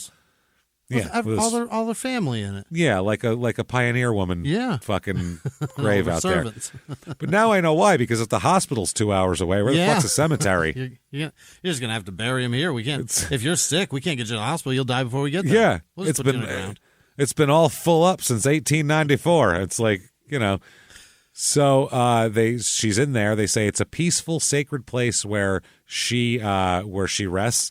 They say, quote, "The ranch is home. She's exactly where she would have wanted to be. She's laying right next to my father." That's her mother saying that. Yeah, and she is in the most beautiful spot in the world to me. She's like sitting on top of the world. We all know that my mom, myself, we'd all eventually be there, just not in the order that it seems to have happened. Oh, fuck. That's fucking terrible. So, yeah, she's there. Tony remains in prison, and it's so weird. Her pictures over the years, like, she's obviously almost 30 now. Yeah. But she looks, I can't explain it to you, but she always has this, like, child thing going on. Really? It's fucking weird. I don't know if that's because she went to prison very young, and, like, that's her role as, like, a younger person. I don't know what it is, but... she just looks young to me still. I don't know because I don't know what she looks like. Fucking weird. Well, you'll see when we do social media on it. This is why you got to come to live shows. Because you go, totally. Look at that. But I'm telling you, there's something strange about her. I can't put my finger on that. When I look at her, I'm like, she's like one of those adult children. Yeah. Like, she's very weird looking in the face. Just look at her face right quick. Here we go. Yeah, look at Yikes! What? See what I mean? She She's looks very like she's red. 12. Yeah, she looks like a 12-year-old little red girl, Yeah. right? She looks like Oh my God! Even in her Fucking- prison garb, she looks yeah. so She looks like young. She looks like Rainbow Bright cut a bitch and now has to go to fucking prison. That's what it looks like. She's got dark hair now, though. It's a little darker. Yeah, you see in the beginning. Do you see how red it was? Yeah, it was red. Yeah, It was bright red. She's totally freckled up and everything. She's like very ginger. Like, please, can you move me out of the Nevada sun for fuck's sake? Imagine growing up there as a total ginger like that. You'd be fucking. She literally looks like pleased. Wendy. She does. She does look like Wendy. Yeah, and she even does. in her prison picture, in court, I know. she did I the know. braids. The braids, right? She's got, but not pigtails like Wendy. She's got like braids, all the like way up. Yeah, like Mormons don't pull. do. Yeah, Well, also like don't pull my hair in a fight. Type right. Braids Don't pull in my hair prison. when you have a Yes. shank in here. when you're forcing me down to your crotch area, don't you do it by my hair, please. I feel like during forced copulation, I'd like to not be grabbed by the hair. But she does look like she has a fucking attitude. Oh, she absolutely looks like she has a shit. There's no doubt from anybody around here that she had a fucking attitude. Yeah. To be walking by your boyfriend's ex and just be like fucking slut every time you see her. That's a certain type of person does that. Mm-hmm. And that came from Mickey's family. Mickey wouldn't make that up. She had no reason to talk that. She just came home, told her sister about it. Her sister said she'd witnessed it. So it's ridiculous. But anyway, that is West Wendover, Nevada. What a place. And what a place, what a story. And it really is kind of its own little island, this West Wendover. It's its own little island, sort of connected to Utah, not on Pacific time. Yeah. Like carved out little niche. It's so fucking weird. It's very weird. Then they had like, they went back and forth with the town fighting over whether they were going to annex it to Utah. I'm like, how do you, we're not moving the border so these people can combine a Wendovers. Christ. Pick your shit up and go to Utah if you want so fucking bad. Just Otherwise, move. what do you want? Or you people come over here if you want. If you want brothels and gambling and weed so bad, it's right here. You want all the fun? Come on over. Yeah, no shit. So anyway, that is that. Thank you so much for checking that out. Yeah. If you want to tell the world about it, tell the world about it, please. This, I got to tell you, reviews help a ton. When you're looking for a new podcast, you look at the review, not even if you're going to read them all, but you look how many reviews does that podcast have to see if it's like, is this two idiots who nobody listens to and they make it in their basement and it sucks and you know what I mean? So you look, if there's 8 reviews, you go, oh, well, what the fuck is that? They have 150 episodes and 8 reviews. That's not great. Right. So you see that on certain podcasts. Absolutely. So those reviews help a lot. When they see a shitload of them and they're 5 stars, people go, maybe I'll fucking listen to this. So Try that one out. Whatever app you're listening on, honestly, just to give you, maybe people don't know why it's important, but there's why. Whatever app you're listening on, find the write a review section and give us a review. Give us 5 stars. It really does help. It helps drive us up the charts, too, because all these charts have weird, funky algorithms that we can't figure out that factor in listens, new listeners, fucking chart things, reviews. It's stupid. So and every week thank a you. new famous person starts another one. Every goddamn week.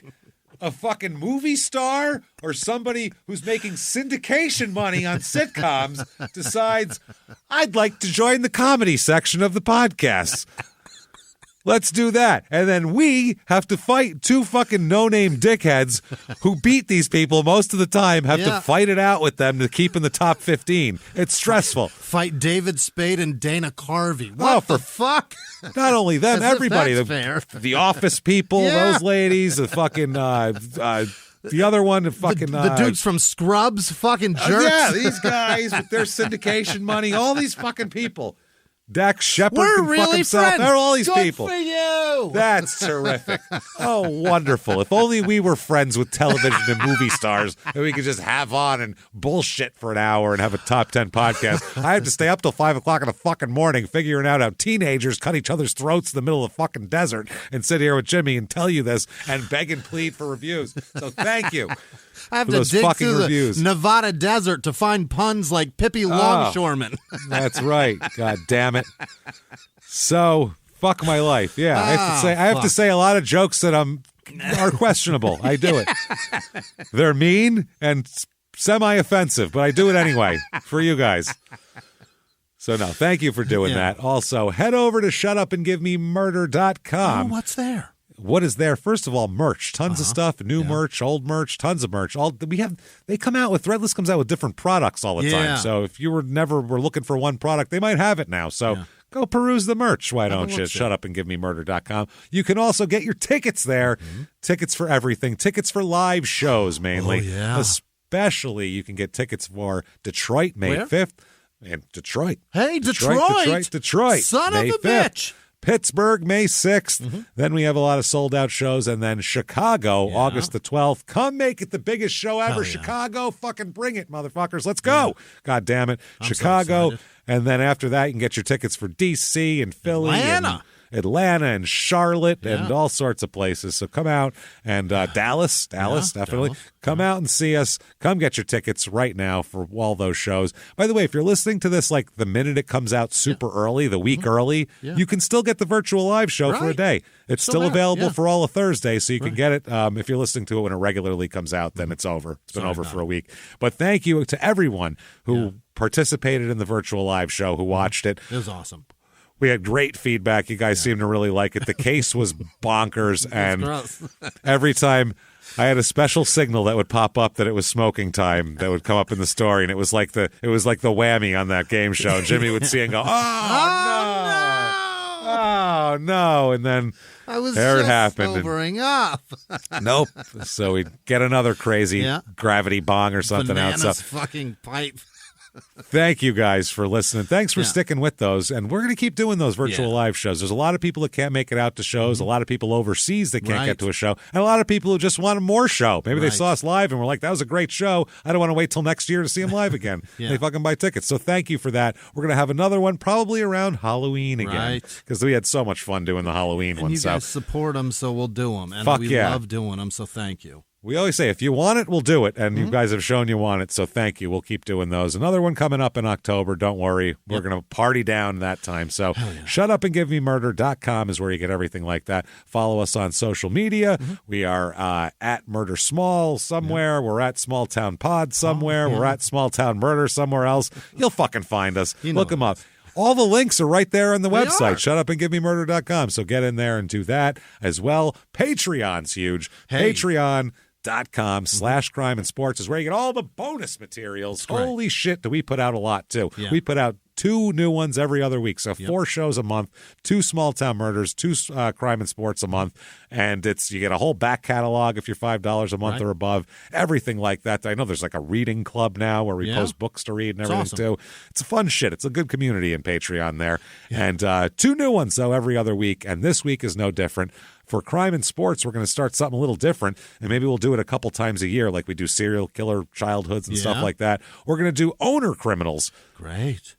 Owners of sports teams who have had some run-ins with the law, and there's so fucking many of them since the beginning of time. Yeah. Because they used to just be a bunch of gamblers. Now they're and then a guy dies, gives the team to his wife, and she's crazy. It's fucking awesome. It happens a lot. So we'll talk about owner crimes, and then for small town murder, it is that time again, everyone. It's love after lockup time. We are fucking jacked. We get to talk about love after lockup, which is one of our favorite things to talk about. We do it a couple times a year. It's been 6 months. We'll catch you up on the lives of these idiots for the last 6 months and make you feel much better about your life. We'll tell you that right now. Much better about your life. So do that. Get with us and hang out with us there. Patreon.com/crime and sports. There's a little bonus that comes with it. You get a little tiny bonus. It's a lot of fun. You get a shout out, baby. Absolutely. When do you get that shout out? Jimmie, hit me with the shout out. Hit me like I'm a little ginger teenage girl who was Miss West Wendover, Junior Miss. Treat me like I'm Miss West Wendover, Junior Miss. Hit me with them now. This week's executive producers are Susan and John McQuilkin, I believe. Joe Morrison Story in Cutter. She's in Cutter, for Christ's sake. Jesus Christ. Happy birthday, Joe. Maria Kip Sluisley. Happy birthday. Braden Vanderbloman. Vanderblowman. Neil Seiler, Vicky Sanders Newman, Baron. And that's all the executives. Yeah, that's them. Vicky, thank you. Other producers are Baron Van Raschke. Baron Van Raschke. Yeah, he's wrestling. You know who that is. Vaughn, not Van. Dean Werner Werman. No, Dean Vernon Wormer. That's the Dean Wormer. Yeah, that's it. Yeah. And his wife. Movie character. Yeah, of course, Waterbanked. obviously. Yeah, clearly. Dr. David Schmuckstein. Oh, very good doctor. Gary Friedman is. I hope we get to meet him one day. Gave me 6 months to live. Couldn't pay my bill. Give me another 6 months. That's the guy. Sorry. Peyton Meadows, Robert Myers, Janice Hill, Georgia Lipton, Beth's husband Stephanie. What? Happy birthday, Stephanie. Riley Racciato. Riley Racciato, happy birthday. Hey, you paisan. I think it's Racciato. That's got to be Gimme right. you, Yeah. guinea fuck, happy birthday. Hope somebody got you a nice fucking combo there. Lindsay Stack tie. Lindsay Chapone, I think. Sarah Surridge, Andy Lichterbush. All right, good. Cody Leversey, see you in Detroit, Cody. Yeah. Jeannie Raymond, Jim Farrell, Cheryl Barnett, Amy Anderson, Emmy Anthony, Kylie Skaggs, Kyle Nichols, Tiffany Smith, Christina Hill, Malcolm Lund, Daniel Gerard. Yeah, Glenn Caskey, Michael Bonilla, probably not Bobby's kid, right? Maybe. Could be. Eli Tallyho, Dan Way, Casey with no last name, Kyle Boudreau, Susanna Wesley, All sweaty. There it is. Dylan Lee, Katie Dalton, Miles W., Lizzie Walker, Vanessa Freeman, Karen Brunner, Russell Van Anda, Ryan Dewar, I think, Courtney Pearson, Brian Knotts, maybe it could be a Knotts, who knows? Natalie Cheney, Darius Jones, Jared Machete, Arject Moto, what? Cassie McKenzie, Bob Bauer, Sean Perkins, Matthew Savage, Jessica Gomez, Menopause, Melissa with no last name, Tom Daniel, Gilberte Glaboski. Maybe it's Gilbert. Good one. All right. Tim Erdman. Sydney with no last name. Nevada Lutz. Dave Loft. Amy Merrill. Marco Wallace. Denise Conroy probably. Courtney Holmes. Let's see. Molly Take, Anna with no last name, Erica Odenweller, Just a Girl, and her dog Chip, Bridget Blake, Kelsey, nope, that's Kelly. Kelly Rogers, Ashley Malone, Kirk Henson, Teresa Elliott, Cavendish Collado. Cavendish, is that a name? Sandra with no last name, Sarah Warner, Kim Overlock, Jennifer Woodhouse, Ben Ellsworth, Daisha Brown, Tristan Shepard, that's the best boyfriend in the world, evidently. Oh, in case you were wondering if you were any good at it. Apparently Tristan, not. You suck. Tristan wins. Good for you, He's got Tristan. the T-shirt. It's over. He tattooed it on his back. Adrian Samuel, Robin with no last name, Sagittarius Shelley maybe, Jade Metelsky, Chris Lynch, Deidre Marsh, Kevin Sims, Chris Marlin, Chase Trefald, Aman Sexembeva. I don't know what that means. It might be a real person. Maybe. But Aman Sex, that can't be. If it's a man and sex, there's something they're trying in there to get me to say something, and I'm not saying it. Sexembeva. Only because you can't read. You'd say it if you read better, but you can't read, so you're not. Emily with no last name, Sarge Me Too, Holly Swisher, Felicity Carol Cross, Raiden with no last name, Krista Meredith, Emily Pace, Julie Barta, Regina Freitag, Joel Freitag. They must be two people that got a patron membership themselves. Thank you both. Why? Thank you. I'm a dinglehopper. There you go. That's something that I said. For sure. Megan Marcinowski, Ben Fultz, Mary Jo Chamberlain, M. Canton, Book with no last name, Don Rothler, Carrie Estep, I think, Garbachi, Kim Anderson, Tennessee Irvin, Kippy Dodd, Danny Yeo, Corey Demers Broga, Jack Overstreet, Nathan Valdez, Christina Segal, Mike Weeks, Corey Nearpass, Ashley Shields, Tavares Jeffrey, Jeffrey, Adam Sheets, in there somewhere. Kat Noonan, Courtney Carson, Greg Quagliara. Whoa. Caster 11782. That's a zip code. Bethany Burke, Eddie with no last name, Pilly Graybush. Shira, Princess of Power. David David Whitby, Teresi Peterson. Reese Miller, Amanda, April Salling, Melissa Snyder, Brad Margheim, Elisa McCune, Eliza maybe, Freddie Freeman Jr., Debbie C., David R., Jessica L., Danielle Chapella, Cherie Goulet, Kat Burchell, Lee Diefenbach. That's Deep Creek in German. Clayton Crawley, ring-a-ling, ding-dong. Okay. Karen Duncan, Lori King, Indigo with no last name, Stephen McGee, Richard Gustafson, Kate Bush, probably not that one, Demetria, Davis Boyd, Sabrina Mahevicevich. Perfect. Liz Smokey, Martha Kapagian, Alexandra Eason, STC 54, Andrew Thomas, probably not that dickhead that was disbarred, Kelly King, Cynthia Garcia, Carrie Jones, Will, first time, long time, Nichols, Hamish Edwards, Carol Hahn, Human, no last name, Jason Ferry, that might not be Human, that may have been a yeah, it may have been a autocorrect. Like an otter that fucking did it. Lisa Weekly, Aaron Posey, Danny Jerry, Sarah Motte, and all of our patrons. You're amazing. Thank you. Thank you, everybody, so much. You're unbelievable. From the bottom of our hearts, we really do appreciate everything you do for us. Keep hanging with us. Listen to Crime and Sports on Mondays. Listen to Small Town Murder Express on Fridays. And stay tuned. Yeah. Listen for our new show, Your Stupid Opinions, which will be coming out very soon. And I think we're going to release those on Monday mornings. I believe that's true. We can't pay you back, but damn it, we'll try.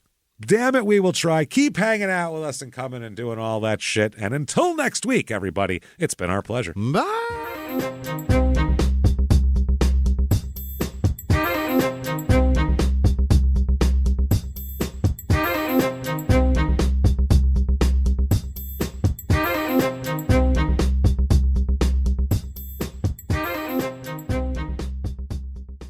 If you like Small Town Murder, you can listen early and ad-free now by joining Wondery Plus in the Wondery app or on Apple Podcasts. Prime members can listen early and ad-free on Amazon Music. Before you go, tell us about yourself by filling out a short survey at Wondery.com/survey. Have you ever gotten a message out of the blue? Maybe you ignore them. Or maybe you end up in conversation. Maybe they tell you about an amazing offer.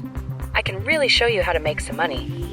And maybe that gets you into a lot of trouble. But this isn't a story about people like you, the people receiving these messages. This is a story about the people behind the messages, on the other end of the line. Thousands of them, working in a micro-city built for scammers. From Wondery, the makers of Dr. Death and Kill List, comes Scam Factory, a new series about survival at the expense of others. Follow Scam Factory on the Wondery app or wherever you get your podcasts. You can listen to Scam Factory early and ad-free right now by joining Wondery Plus in the Wondery app or on Apple Podcasts.